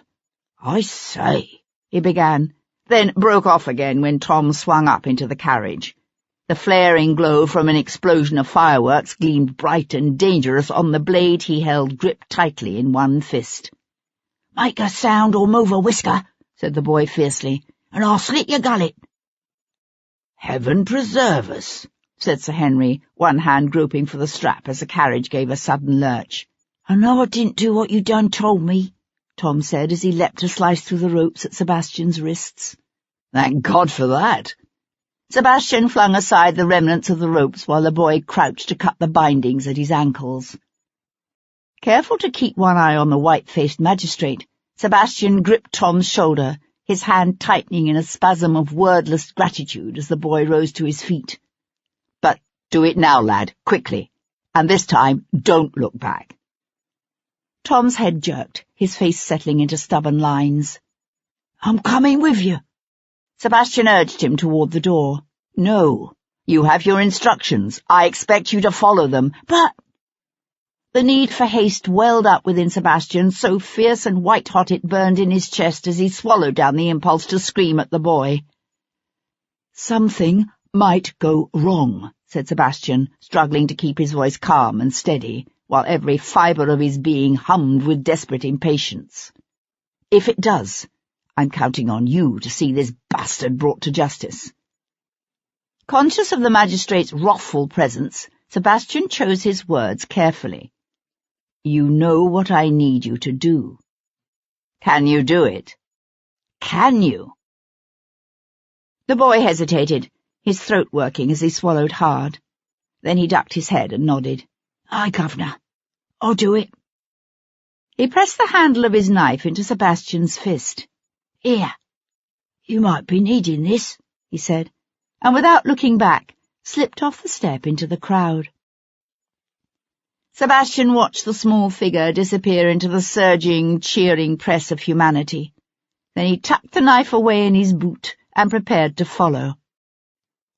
"This woman," said Sir Henry suddenly.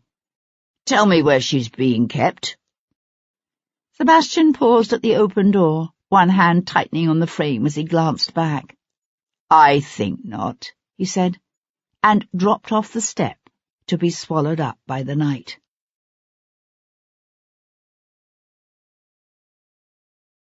Chapter 60. The Prosperity Trading Company's warehouse fronted one of the basins lying just below Parsons Stairs and the Hermitage Dock. Sebastian took a hackney as far as Burr Street, then worked his way on foot toward the river.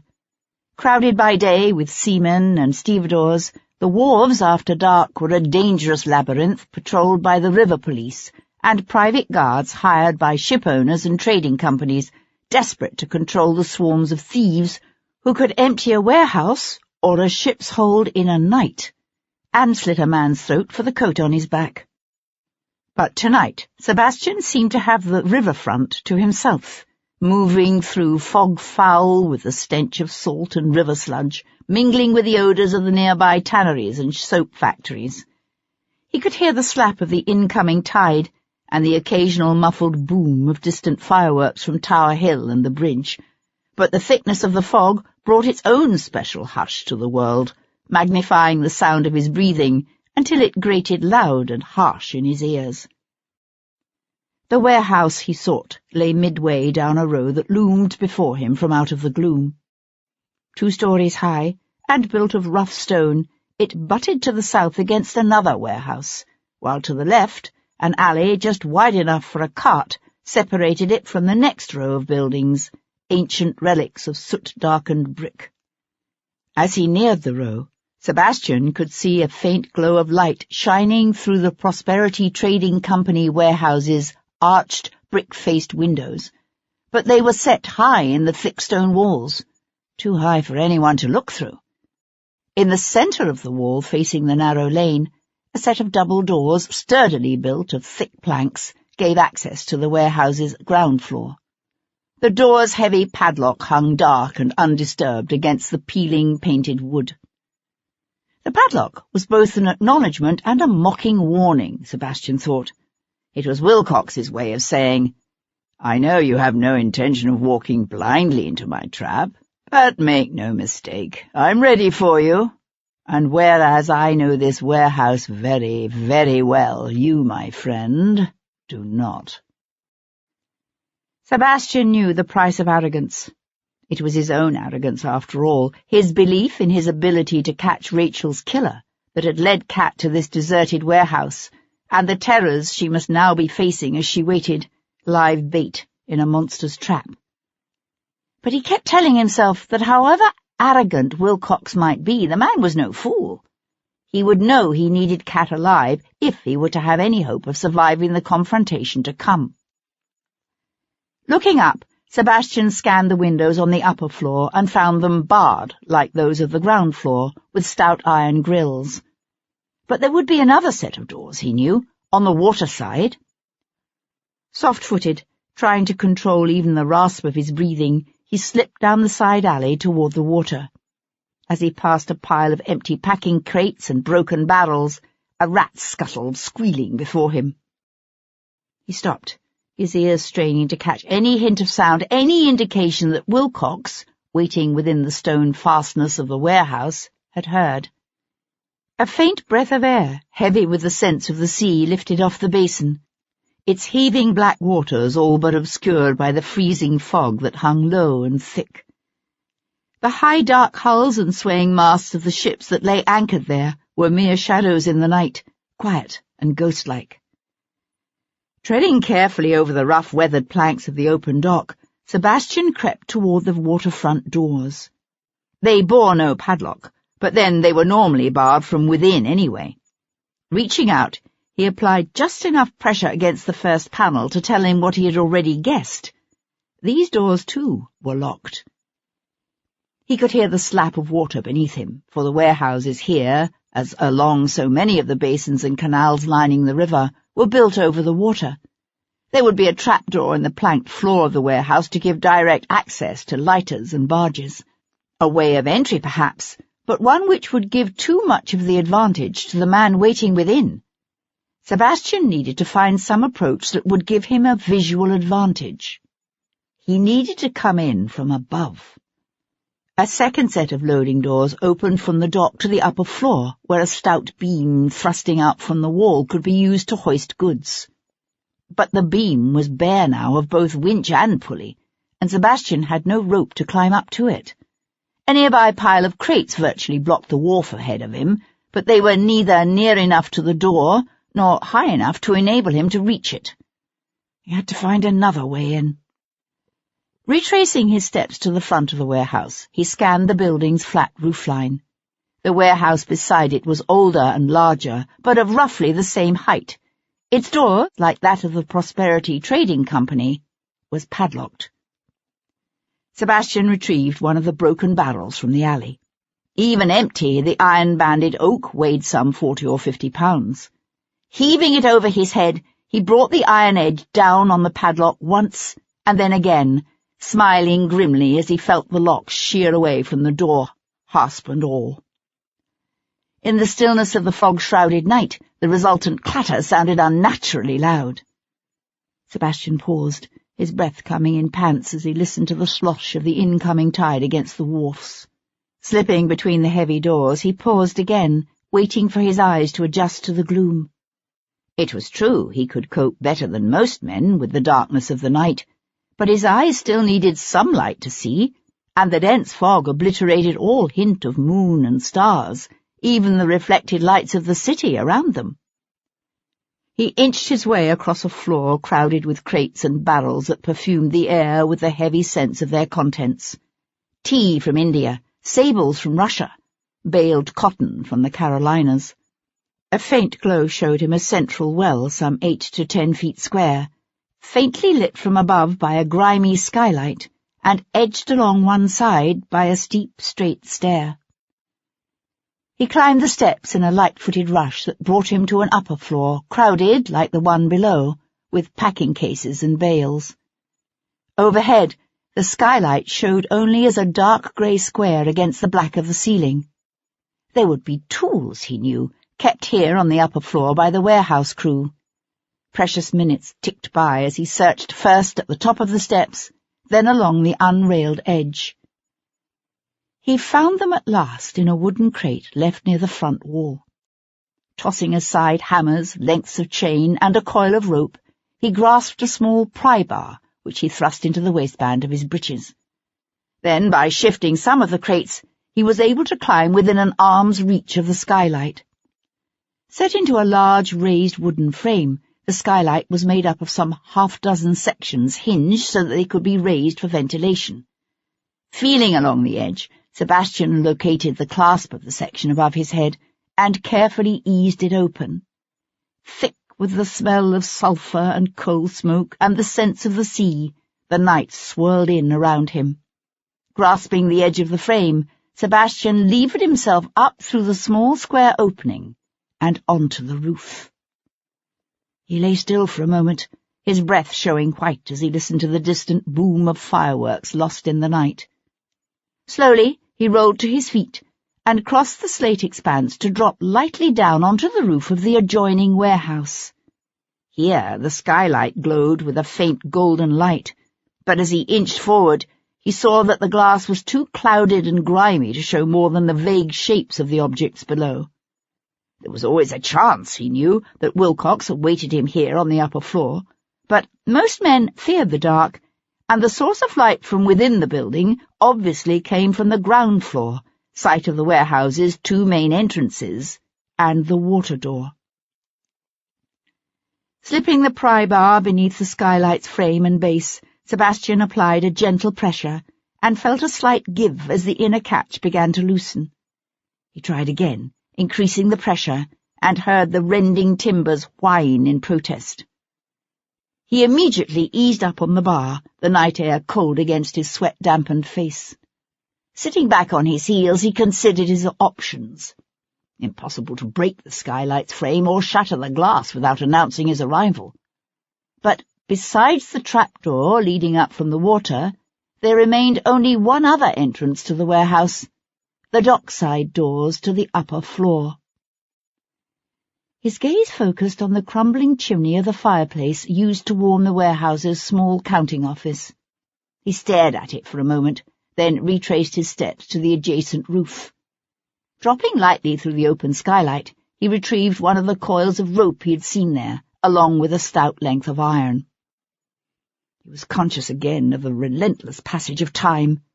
Lashing one end of the rope to the chimney, Sebastian wound the other end around his waist and lowered himself carefully over the warehouse's back wall, the rough planks of the dock some 20 feet below lost in the mists swirling in from the water.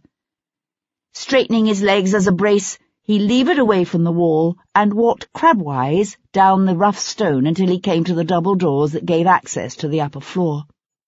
A stout lintel ran just below the door, forming a ledge against which he was able to brace his weight while he applied subtle pressure to the doors. The panels gave for about an inch, then stopped. These doors, too, were secured from the inside by a bar. Shifting his weight, Sebastian retrieved the pry bar from his waistband and thrust its end between the two doors, wedging them open far enough that he was able to slip the length of iron rod in between the pivot bar and lever it up. He felt it catch for a moment, then drop away with a clatter that had him cursing silently into the night. The near door swung open to a gentle nudge that drew no shriek of protest from the hinges. He eased himself inside, deftly closing the doors behind him against any sliver of light or sudden draught of cold air that might betray his presence, if the clatter of the falling bar hadn't already done that. The atmosphere here was redolent with the warm, exotic scent of coffee. Surrounded by towering stacks of bulging burlap bags, Sebastian crept toward the golden pool of light that was the central opening. The well was large, some 8 to 10 feet across, and configured much like that of the adjoining warehouse, with a straight flight of stairs running up one side. He could see a huge overhead beam to which was mounted a stout pulley wound with a thick rope. One end of the rope ran down diagonally out of Sebastian's line of vision, but the other hung straight and tautly weighted. As he watched, it quivered slightly, as if the weight suspended from it had moved. With a sick sense of dread clawing at his guts, Sebastian crept toward the unrailed edge of the well to where he could look down upon the scene Martin Wilcox had prepared for him. A triangle of 3 lanterns were clustered together, their light shuttered so that they threw only a narrow, concentrated beam that illuminated the area directly before them, while leaving the rest of the warehouse shrouded in darkness. And in that shaft of light, Wilcox had hung Cat. Her wrists were bound together, and it was from these that she hung suspended from the great overhead pulley, her fingers twisting around to grasp painfully at the rope in an attempt to relieve the strain on her arms and shoulders. As he watched, she pivoted slowly, swinging around so that he could see the fear and the pain in her eyes, her lips drawn back in a harsh rictus around the gag that held her mouth ajar. Her ankles had been tied too, with more rope wound around her legs, pinning the torn cloth of her velvet riding habit tightly against her. She hung suspended some 3 or 4 feet above where the floor should have been, except that Wilcox had positioned her directly above the trapdoor to the basin, and the trapdoor was now open. Through it, Sebastian could see the shimmering blackness of lapping waves as the tide rose with the night. It was a diabolical trap, delicately baited. Whether Sebastian had entered the warehouse through one of the 2 ground-floor entrances, or whether he came up through the trapdoor or down the stairs, he couldn't reach Cat without being caught in the light. Yet because of the way the lanterns were set up, Wilcox kept for himself the protective cover of darkness. He also controlled the rope by which Cat Boleyn hung suspended. The only way Sebastian could free her would be to cut her loose. Yet, bound as she was, even if he were to plunge with her into the dark, icy waters below, she would in all probability drown before he could get her to shore. There was only one move Sebastian could make. He acted swiftly, calculating the position of the lamps and the distance to the rope. Quietly hefting one of the large bags of coffee beans, he eased it over to the edge of the well. He was just stepping back when a board creaked betrayingly beneath his foot. He froze, but the damage was already done. Martin Wilcox's amused voice came from out of the darkness below. "You may as well show yourself, Devlin. I know you're there." There was a pause, during which Sebastian shrugged off his coat and clenched Tom's knife between his teeth. Into the silence, Wilcox said, "Let me rephrase that. If you don't come down now, your whore here goes in the river. You hear that, Devlin? All I need do is cut the rope, and she's fish bait." Sebastian gave the coffee sack a hard shove that carried it over the edge of the central well to plummet straight down on the triangle of lamps below. It landed with a shattering crash that plunged the warehouse into darkness just as Sebastian leapt from the well's edge.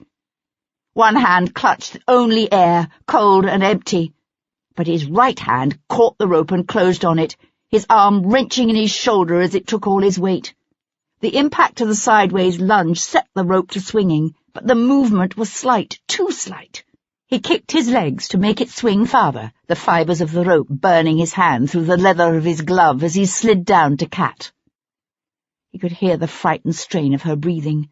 Still gripping the rope with one hand, he closed his free arm around her in a swift, fierce embrace that drew her shivering body back against his chest as he kicked again, swinging them back and forth on the end of the rope like a pendulum. Then, wrapping one leg around her hips to keep them together, he slipped the knife from his teeth, and when the arc of their swing neared its apogee, he reached up and sliced through the rope. Gritting his teeth, Sebastian hacked at the heavy fibres, the last strands unravelling as he prayed that he hadn't miscalculated the angle of the arc, that the rope wouldn't give way at the precise moment they were over the open trap to plunge them into the freezing black waters below.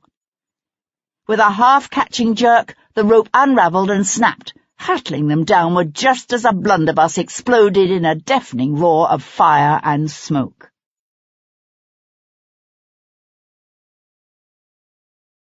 Chapter 61. Sebastian felt the pain of the shot rip like fire through the flesh of his thigh just before they hit the floorboards. At the last instant, he managed to twist so that Cat fell half on top of him, and he absorbed most of the impact himself. He rolled, shifting her weight so that she lay within the protective curve of his body. He could hear the rasp of her breathing open-mouthed behind the gag, but he had no way of knowing if she had taken any of the shot herself. Bringing his lips close to her ear, he whispered softly, "Lie still." He felt rather than saw her nodded response, for without the lanterns, and surrounded as they were by towering piles of crates and wool bales, the blackness of the night seemed nearly complete. Moving swiftly in the dark, he sliced through the ropes binding her ankles and tore away the coils wrapping her legs. Cautiously, He ran his hands up over her body. It was just below her ribs he felt the warm, sticky wetness of blood. His heart thudding painfully in his chest, he ripped the cravat from his neck and pressed the quickly folded cloth against her side, unable in the thick, unfamiliar blackness of the foggy night to gauge the seriousness of the wound. Holding the cloth tight with one hand, he worked awkwardly to slice the ropes from her wrists before moving to ease the gag from her mouth. Her hand caught at his, squeezing his fingers in a silent, trembling communication, then slid away to flutter down to her bloody side. One cheek pressed against her hair, Sebastian willed his breathing to still as he strained to penetrate the hushed blackness of the night. He knew that at the time of the blunderbuss's firing, Wilcox had been hidden amongst the crates back beneath the stairs. But he couldn't be certain the man hadn't moved since then. And while Sebastian doubted Wilcox's ability to reload a blunderbuss in the dark, there was no way of knowing how many firearms he had with him. Even Kat wouldn't know if the man had hidden a stash of carbines or pistols at various points about the warehouse before he brought her here. If he'd been alone, Sebastian would have taken the offensive, trusting his training and the unnatural quickness of his senses to even out the disadvantages of being unarmed and unfamiliar with his surroundings. But he couldn't leave Kat, alone and vulnerable and hurt.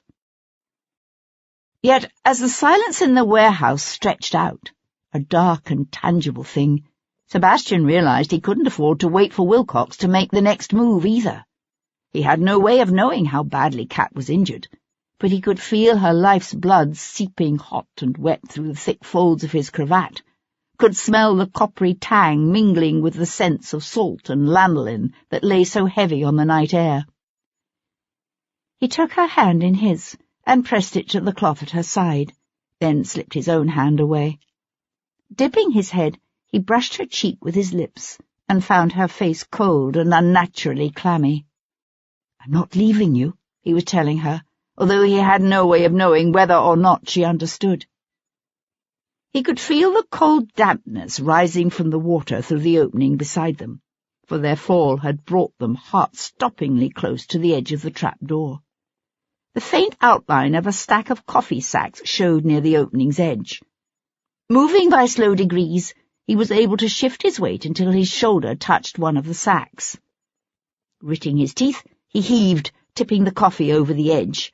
Then he rolled quickly away, taking Kat with him as the heavy bag flopped down to tumble some 8 feet or more before sliding into the black water with a long and satisfyingly loud plop. Her trembling body held tight against his. Sebastian waited for another explosion of gunfire. But there was only a silence, filled with the wash of ripples radiating out to slop against the timber supports before fading away into nothing. Wilcox's voice came to him, low and mocking from out of the shadows to his left. "A pitiful ruse, Devlin. What were you expecting me to do? Carelessly venture forth on the assumption you'd slipped away?" Unwilling to give away their own position, Sebastian smiled grimly into the night. So the bastard had moved to a new position, behind the bales of Australian wool that lay between Sebastian and the doors leading out to the loading dock. "An interesting standoff," Wilcox continued. "One might be tempted to say I've lost the advantage. Except that I can smell blood, Devlin. Yours, I wonder, or hers? I can afford to wait out the night. Can you?" Kat's hand snaked out suddenly to touch Sebastian's arm. "Sebastian," she whispered. But he had already seen it himself, a faint glow of orange growing steadily brighter behind the stack of wool bales near the base of the stairs. A spark from the blunderbuss's explosion must have landed to smoulder amidst the lanolin-rich bales. A breath of air, stirred by the draught rising off the open trap-door, brought with it the faintest hint of burning raw wool, pungent and unmistakable. Then the entire pile burst into flames. As Sebastian watched, the flames leapt high, carried by the updraft from the open water door. With a whoosh, the old timbers of the staircase caught, coming alive with a crackling dance of fire that sent black smoke roiling through the building. He heard Kat suck in her breath on a stifled gasp, and knew the full implications of the fire were not lost upon her. Wilcox was between them and the double doors leading to the water's edge. With the stairs to the second story aflame, and the main entrance to the lane padlocked on the outside, the only other way out the building was through the trap door. But it was an 8-foot drop into the icy cold waters of the basin. Half fainting from loss of blood and weighed down by the heavy velvet train of her riding habit, Kat would surely drown. All around them the warehouse and its contents were going up like a pitch-soaked torch. Here on the floor near the open trapdoor, the air was still relatively clear, but it wouldn't be for long. They had to get out, now. From the sound of Wilcox's hacking cough, Sebastian realized the man was moving again. The bar on the dockside doors gave a metallic shriek as it was yanked back. For a moment, the swirling black smoke parted. He saw the doors open, a man's form showing dark and solid against the foggy night sky. Then it was gone. Kat's fingers curled around Sebastian's arm, gripping tight. In the eerie red glow of the fire, he could now see her quite clearly. The entire side of her riding habit was dark with blood. Christ! No longer constrained by the fear of drawing Wilcox's gunfire, Sebastian moved quickly, tearing long strips of cloth from her train and tying them tightly around the wound. "We're going to have to follow him out that door. You realize that, don't you?" Kat shook her head, her eyes wide in a pale face. "No, he still has a pistol. If we go through that door, he'll be waiting for us." Sebastian gathered her into his arms. "We've no choice." He had to shout to be heard above the roar of the fire. The doors to the lane are padlocked from the outside. "Then break the lock." Sebastian glanced toward the front of the building. Already the smoke was so thick that each breath burned in his throat and tore at his lungs. "I can try." Coughing badly, he carried her to where she could catch a breath of the fresh air flowing in from the gap beneath the 2 front doors. Casting about in the thickening smoke, he found a heavy sea chest bound with brass, but small enough that he could grasp it with both hands. Using the end of the chest as a battering ram, he slammed it against the juncture of the heavy wooden doors. His aim was to break the lock, or at least tear off the hasp. He could feel the heat of the flames searing his back, sucking the air from his lungs. Gritting his teeth, he slammed the chest into the doors a second time and heard a satisfying crack. With all his strength, he rammed the doors a third time. The chest shattered in his hands. "It's no use," he cried, heaving the chest aside. "We have to go out the back." He bent to lift Kat into his arms, but she clutched his chest and shook her head. "Leave me. Without me, you can slip through the water door." He met her gaze, his chest jerking for breath beneath her spread fingers. "I'm not leaving you. So you may as well give over trying to be so bloody noble and simply accept that it's my turn." There was an instant silence. Then he heard her answering laugh, faint, but true. With a tearing roar, the great overhanging beam from the central well collapsed in a violent shower of sparks. "Bloody hell," Sebastian swore. Clutching Kat to him, dodging fiery bales and falling debris, he sprinted across the warehouse floor. For one wretched moment he thought he'd become disoriented and lost his way in the thickening smoke.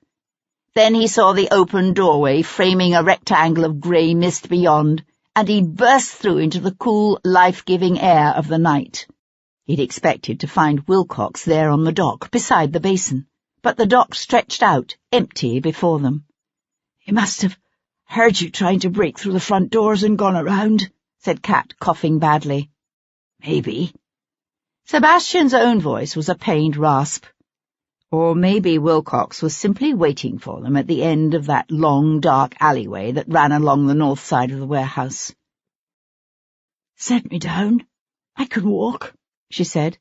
"Are you certain?" "Yes." She pushed away from him, so that her feet slid to the ground.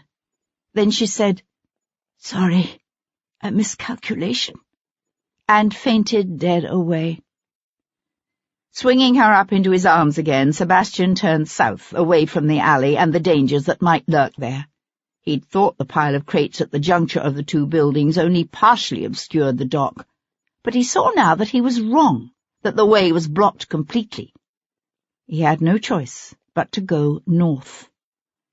By now the flames were shooting from the warehouse's upper story. One by one the windows began to shatter, the night filling with the sound of breaking glass as the splintered shards rained down around them. Sheltering Cat with his own body, broken glass crunching beneath his boots, Sebastian ran. As he ducked past the mouth of the alleyway, he saw it filled with smoke and leaping flames from the burning building beside it. If Wilcox had been there, waiting, the heat and breaking glass would have driven him back. The fire roaring behind him, Sebastian kept to the strip of narrow dock running along the edge of the basin. Passing the row of ancient brick warehouses, he worked his way north. The black waters of the basin reflected the leaping flames, while the fog caught the glow of savage orange until it seemed that the very night around him was afire. He could see another passageway ahead, leading off to the left, that he hoped would take him inland.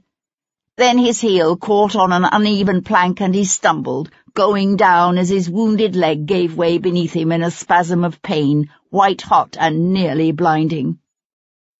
He sank to his knees, Cat still held, insensible, in his arms. He was aware of the distant heat of the fire and the ache in his seared lungs as he struggled to suck in air.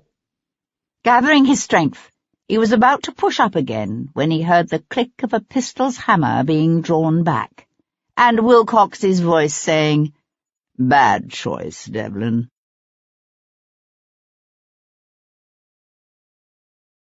Chapter 62.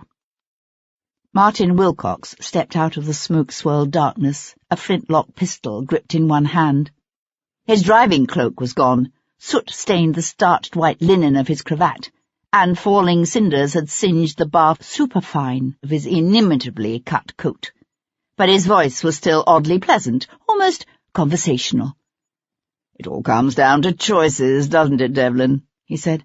"The choice you made to stay in London and stir up trouble, for instance, when any reasonable, prudent man would have fled abroad. The choice you made to come here tonight and walk into my little trap. And then there's the choice you faced just now. By sacrificing the girl, you might have escaped me. But that's not a choice a man like you could live with, is it? It's what makes you so fatally predictable." Sebastian felt the planks of the dock rough beneath his knees, the cold air blowing in from the basin cool against the film of sweat on his face as he watched Wilcox walk up to him. "And what of your choices, Wilcox? Your choice to kill Rachel York rather than pay for whatever she was offering to sell to you? Was that so wise?" Wilcox kept coming until he stood just feet away, the pistol held straight-armed before him. "Ah, but you see, I thought our dear Rachel had made an unwise choice herself. When I heard she'd gone to meet Hendon that night, I assumed she'd found a higher bidder for her wares. So I followed, expecting to recover the evidence of my little insurance scheme. Instead, what do I find but your mother's most interesting affidavit? It was a surprise, believe me." "Insurance scheme?" Sebastian began, only to break off as he suddenly understood. "Of course. The story you carried to Hendon last year about an embarrassing sexual peccadillo was an invention, designed to extricate yourself from an awkward situation. How long have you been caught in Leo Pierpont's web?" Wilcox's habitual smile never slipped. 3 years. I'm the one who tipped Pierpont off as to our intentions in Spain." He said it as if he were proud of it.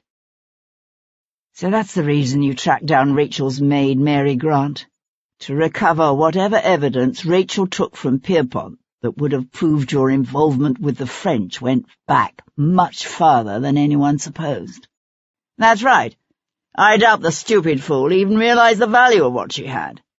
But that didn't stop you from killing her." "One could never be sure," he said, smiling through his teeth. "The evidence against myself I destroyed at once, of course. but the other documents I kept. One never knows when such things might prove useful. Where you made your mistake was in taking your mother's affidavit from my library. Until I found it missing, I'd no notion you'd tweaked onto me." Sebastian looked up into his brother-in-law's face and laughed. "I don't have the affidavit. Do you mean to tell me you've lost it? How careless of you." Wilcox's hand tightened convulsively around the pistol's handle, then relaxed. "An interesting tactic. You think to unnerve me, I take it?" He shook his head. "It won't work." The man's face suddenly hardened, his normally placid, smiling features twisting in a way that reminded Sebastian of Bayard. "Set the girl down on the dock, but don't get up. Back away from her. On your knees." His gaze still focused on Wilcox's face. Sebastian eased Kat down onto the dock. She let out a soft sigh, then lay still as he shifted away from her, repositioning his weight subtly so that he came up into a crouch. Wilcox smiled. "There. I need a clean shot. Wouldn't want to confuse the authorities when I present them with your dead body. And the mutilated corpse of your last victim, of course," he added, his gaze flicking significantly toward Kat. "They'll be so pleased." Sebastian had his good leg under him, his muscles tensed, ready to spring as he watched Wilcox's eyes. "No one actually cares who killed those women. You understand that, don't you? No fire burns within the collective metropolitan bosom to see justice done. People simply want to feel safe, and with you dead they will. I'll be a hero. Ironic, isn't it?" Sebastian saw the flicker in Wilcox's eyes the instant before his finger tightened on the pistol's trigger. Sebastian dove forward, twisting his body sideways as he flung up his left arm.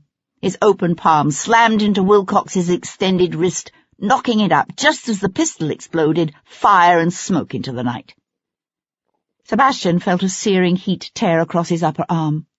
Then his right shoulder slammed into Wilcox at mid-thigh. He wrapped his good arm around the back of the bastard's knees and yanked, although the sheer momentum of the lunge would have been enough by itself to knock him over. Wilcox went down hard, his back hitting the dock with a thump that drove the air from his lungs in a huff as Sebastian landed on top of him. Still gasping for breath, Wilcox swung the empty flintlock like a club, bashing its heavy weight down on Sebastian's back. Swearing harshly, Sebastian grabbed the man's pistol hand in a brutal grip and yanked it over his head, tightening his grip until Wilcox relaxed his hold on the pistol in a spasm of pain. Then he went suddenly, utterly still. "So you've overpowered me," he said, panting, the light from the distant fire gleaming in his eyes as he smiled up at Sebastian. "What now, You do realize that you've no proof of what I did to those women? None. Even the scratches that bitch left on my neck have healed. It'll simply be your word against mine, and who would believe you?" "You're forgetting Catpolin." "What?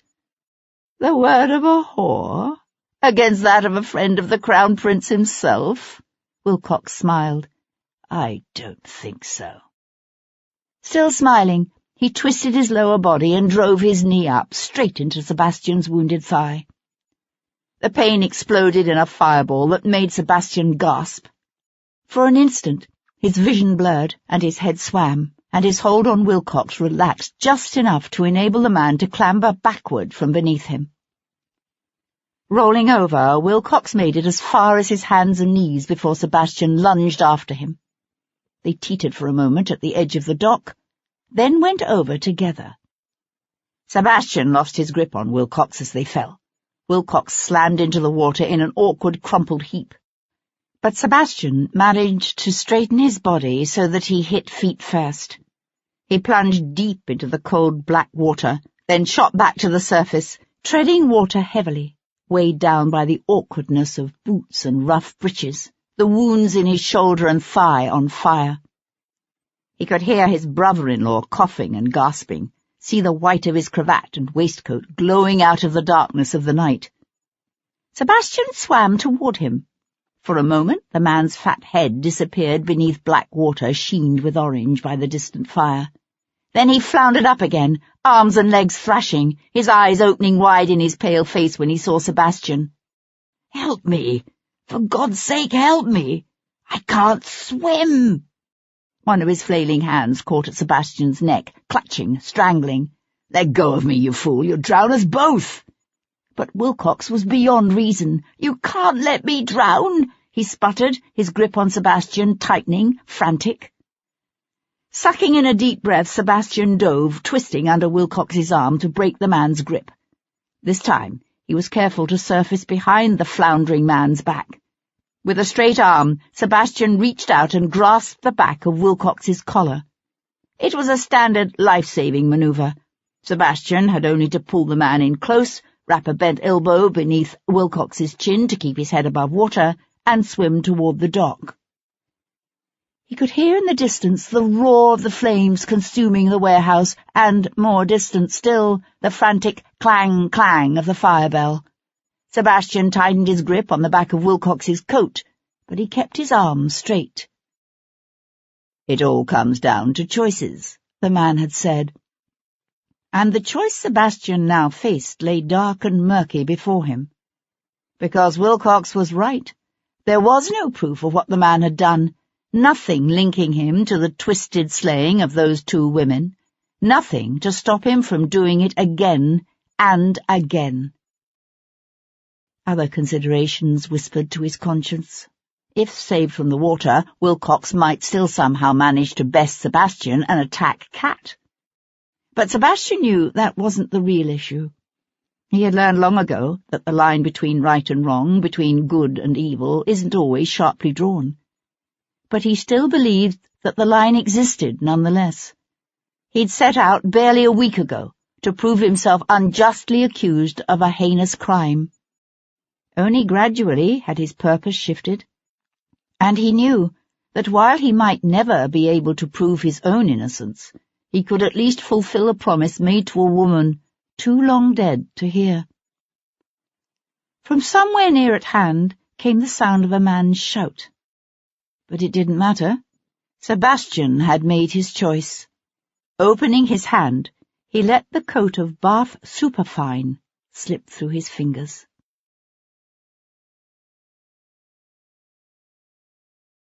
Chapter 63.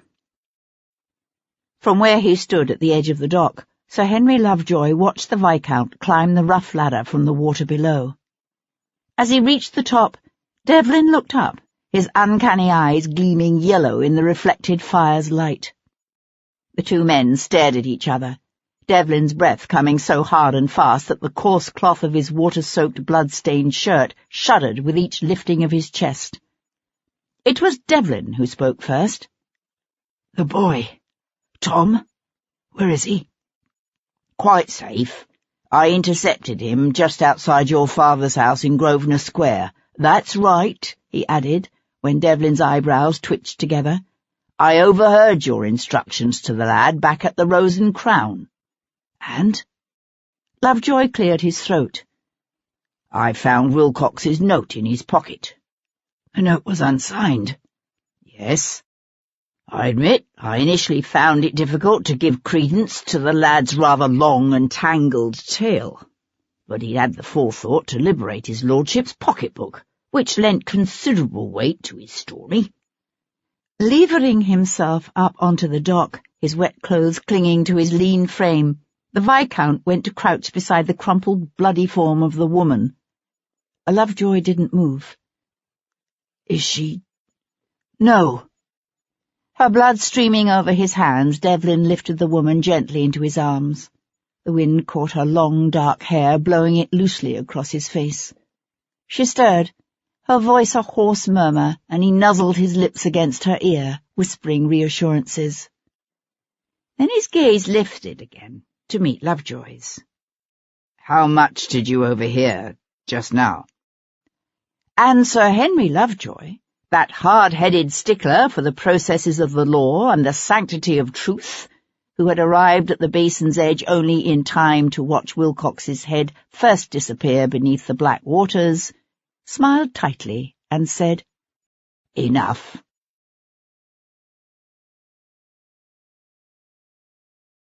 Chapter 64. Sebastian watched Cat breathe, watched the gentle rise and fall of her breasts beneath lace-trimmed sheets, watched the flicker of golden candlelight over the pale skin of her eyelids, closed now in gentle sleep. He stood beside the bed, his dressing gown thrown casually over his shoulders. Around them, the Brook Street house settled into the hush of the night. It seemed oddly strange to be here again in his own house, to be wearing freshly laundered linen and fine silk. He was here and safe, and yet the coiled sense of alertness, the driving restlessness remained. "She's going to be fine, Sebastian," said Paul Gibson, coming to stand beside him. "I'll stay with her. But you need to get some rest. You've lost a fair amount of blood yourself." Sebastian nodded. Beneath the bandages, his shoulder and leg throbbed with a fiery ache that seemed to radiate out and blend with every cut and bruise he'd acquired over the past week. He felt as if he hadn't slept in a lifetime. "Call me if she wakes." "Of course." Turning toward his room, Sebastian became aware of the sound of a man's loud, angry voice drifting up from the hall below. "Damn your impudence," swore the Earl of Hendon, "and to hell with your instructions. I want to see my son." Sebastian paused at the top of the stairs. "Father?"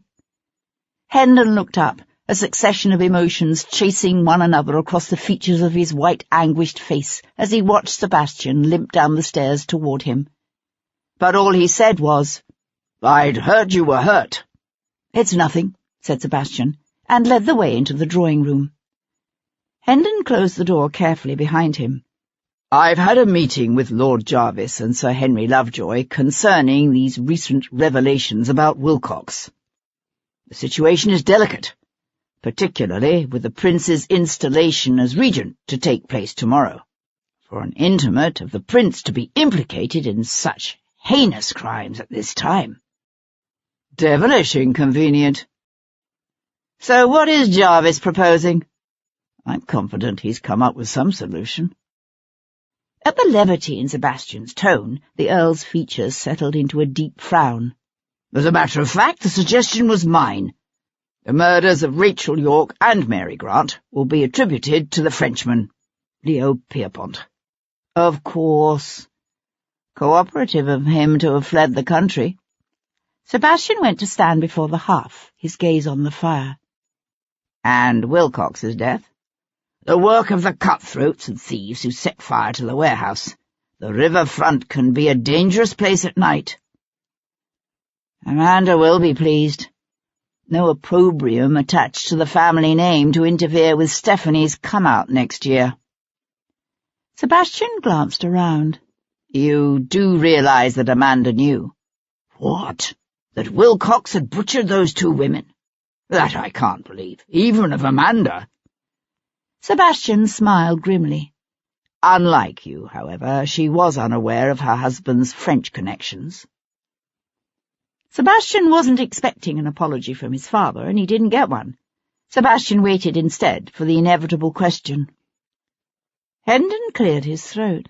"It was Wilcox who took Lady Hendon's affidavit from Rachel Yorke's body, I assume?" "Yes. Although I gather from something he said it's gone missing again." "He thought I'd taken it." Hendon stood very still, beads of moisture showing on his temples as if he were hot. "You don't have it?" "No." The Earl turned away, one hand scrubbing across his face as he struggled to absorb this. It was a moment before he said gruffly, "And the woman, I understand her injuries are serious?" "She's lost a lot of blood, but the doctor says nothing vital was hit. Barring infection, she should recover." Hendon worked his lower jaw back and forth in the way he had. "She told you, I presume, what passed between us 6 years ago?" Sebastian stared at his father. "I did what I thought was right at the time," Hendon said, his voice brusque. "I still think it was right. Such a marriage would have ruined your life. Thank God she finally saw that herself." "How much precisely did you offer her?" Sebastian asked, his voice low and dangerous. £20,000. There aren't many women who turn down a chance at that kind of money." "She turned you down?" "Why, yes. You mean she didn't tell you?" No, she didn't."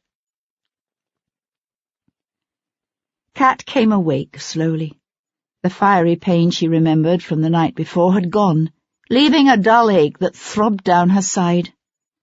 The room, with its dusky blue silken hangings and gilded furniture, was unfamiliar, but she recognized the man in doeskin breeches and top boots who sat, arms crossed at his chest, in a tapestry-covered chair beside the bed.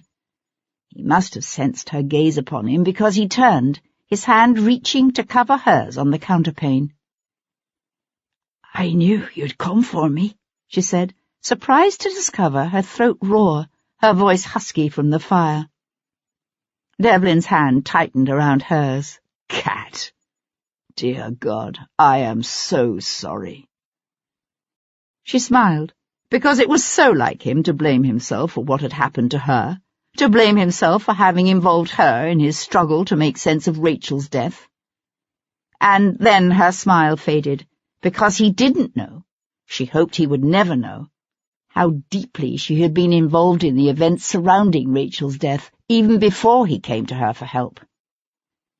"I had a long talk with Hendon last night," he said, his brows drawing together, his jaw held unexpectedly tight.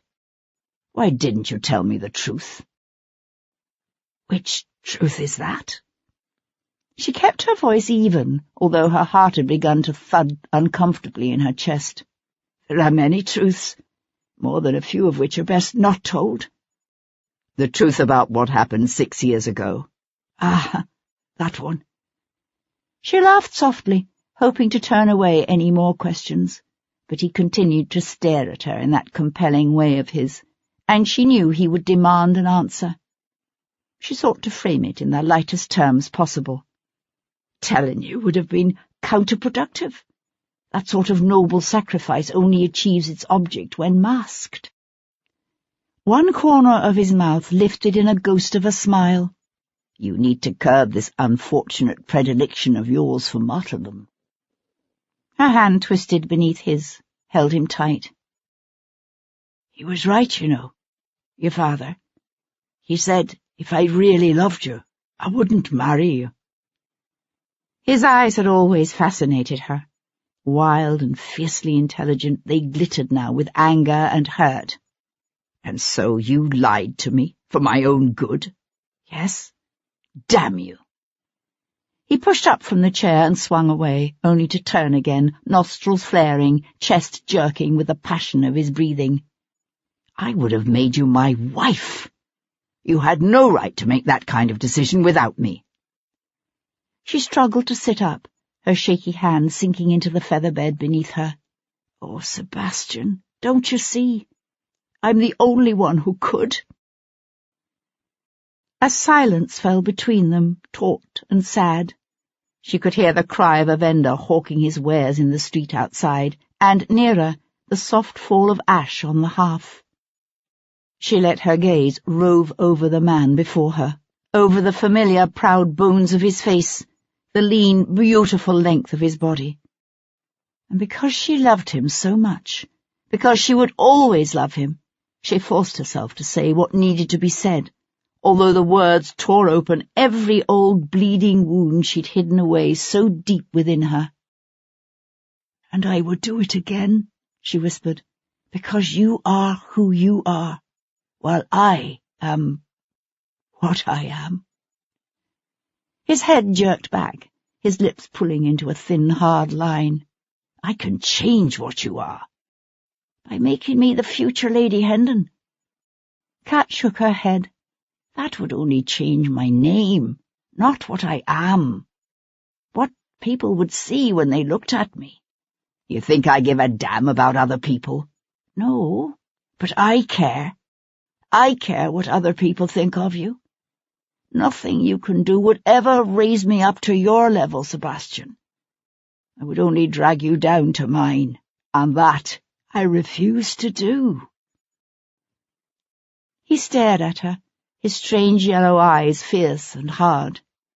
And he sucked in a quick breath, and for a moment she saw a flash of his soul, a hint of the vulnerability she knew he kept hidden deep within him, and it ripped at her heart. You could have said that 6 years ago, instead of driving me away with a lie. Oh, Sebastian, don't you see? I had to drive you away. I knew if I told you the truth, you'd try to change my mind, that you wouldn't accept it. And I knew, too, that I wouldn't have the strength to hold out against you. He came to stand beside her. It wasn't until he gently touched her cheek and she saw the sheen of wetness on his fingertips that she realized she was crying. I'm not accepting it now, he said. She shook her head, although she couldn't quite stop herself from bringing up her hand to cradle his palm against her cheek. I'll not be changing my mind. He smiled then, the smile she loved, the one that made him look both boyish and a little bit wicked. I can be patient. The mantle should be of silk-trimmed parametta, I think, said Amanda, holding the pattern card so that it caught the weak morning light streaming in her drawing-room windows, with crepe. She handed the card back to her dressmaker and reached for the next design. But on this one we'll have the bodice covered with crepe, with cuffs and collar of deep lawn. Yes, my lady. Amanda sighed. It was always such a bother, this business of assembling the accoutrements of deep mourning. Black petticoats and stockings, handkerchiefs with black borders in cambric and silk. The list seemed endless. All the servants would need to be outfitted as well, of course, although Amanda intended to look into dyeing some of their existing clothing black. She'd heard Indian logwood worked quite well. Thank heaven Stephanie would be out of mourning before she was due to be presented at court the following season. Amanda herself, of course, would be in half-mourning for another year or two beyond that. The commotion in the hall below surprised her. Then she heard her father's voice and understood. "Send the woman away," said Hendon, appearing in the entrance to the morning room. Amanda nodded to the dressmaker, who collected her pattern cards and samples and scampered out the doorway. "Where is it?" Hendon demanded the instant the door shut behind the dressmaker.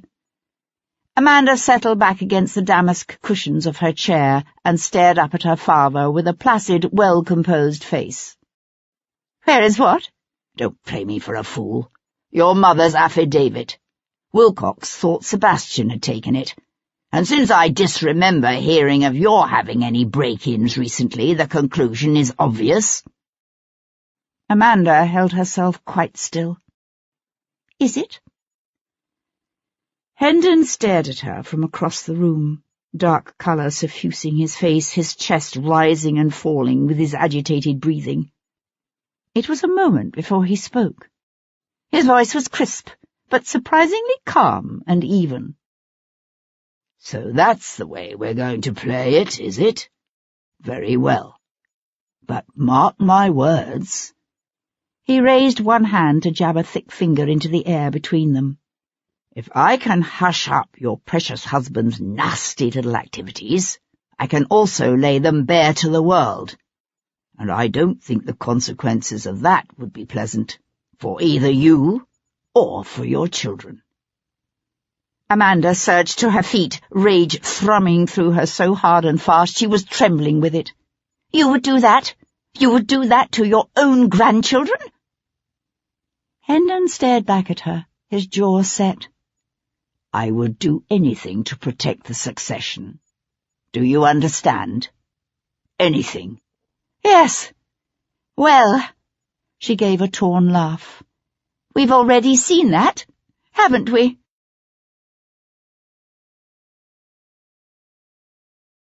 Chapter 65. At the hour appointed for the installation of the Prince of Wales as regent, the sun broke through the clouds that had been shrouding the city, and a light wind blew the dirty remnants of the fog away. Restless and still technically a fugitive from justice for the attack on Constable Simplot, Sebastian pushed through the rabble massing in the streets.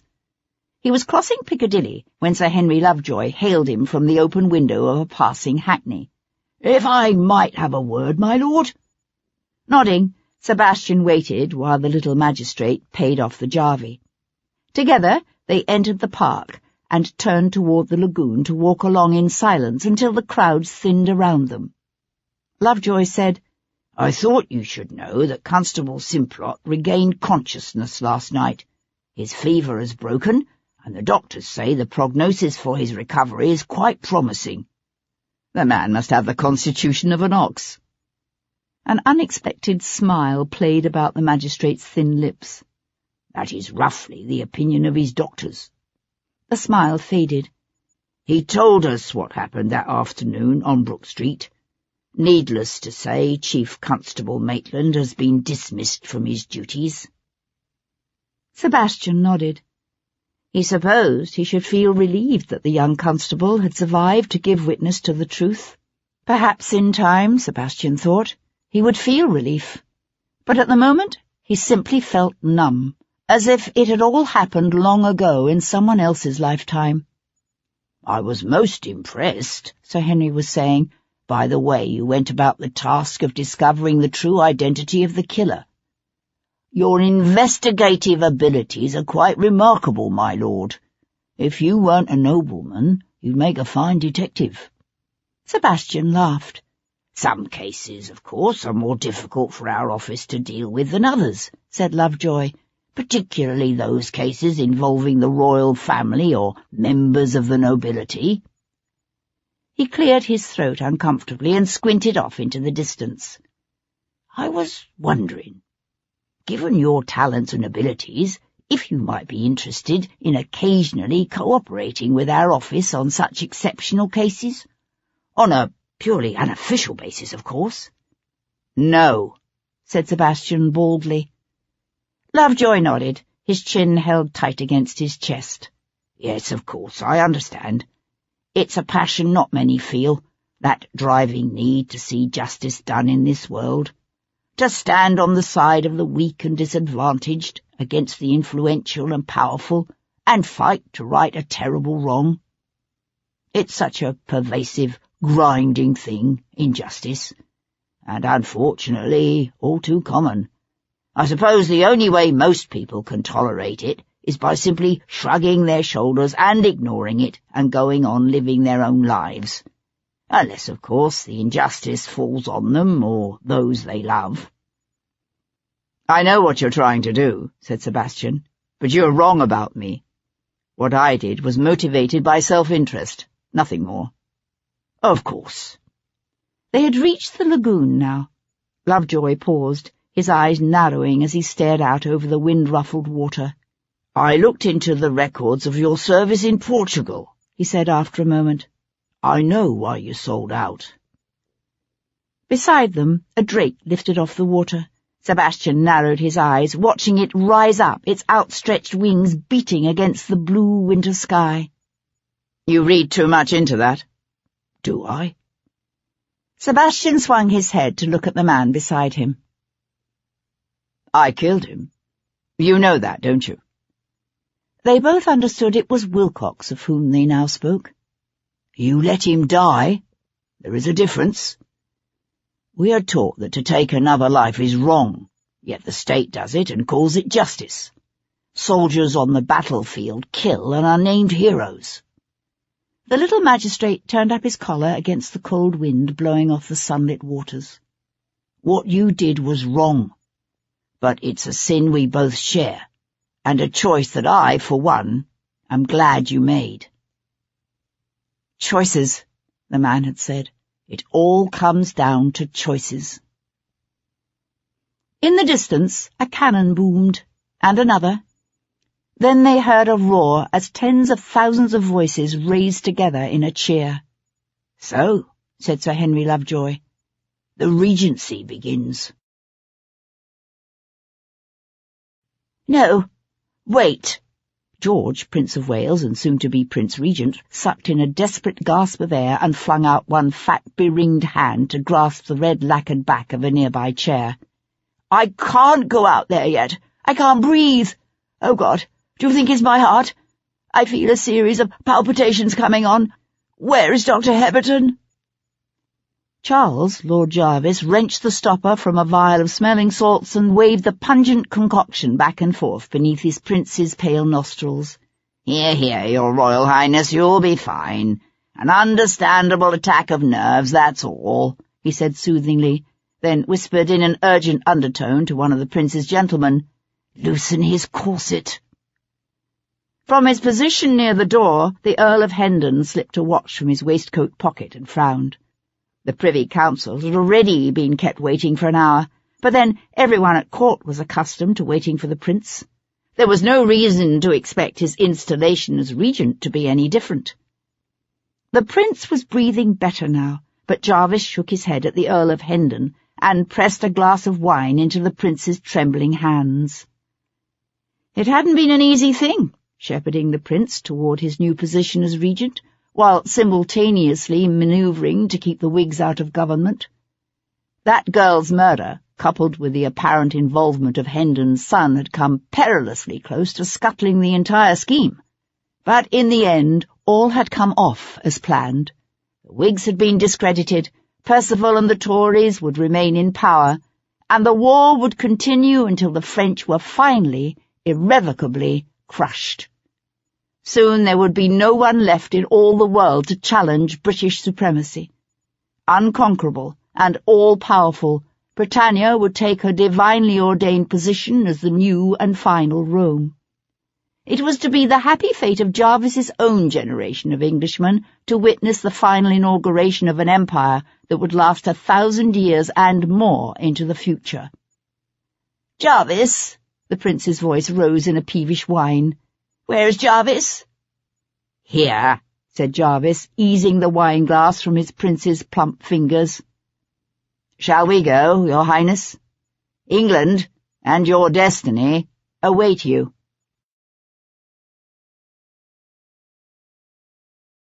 The end. This is Davina Porter. We hope you have enjoyed this production of What Angels Fear by C.S. Harris. Recorded Books offers a wide selection of bestsellers, classics, histories, and more. So look for us at your public library or on download sites online. And thank you for being a Recorded Books reader.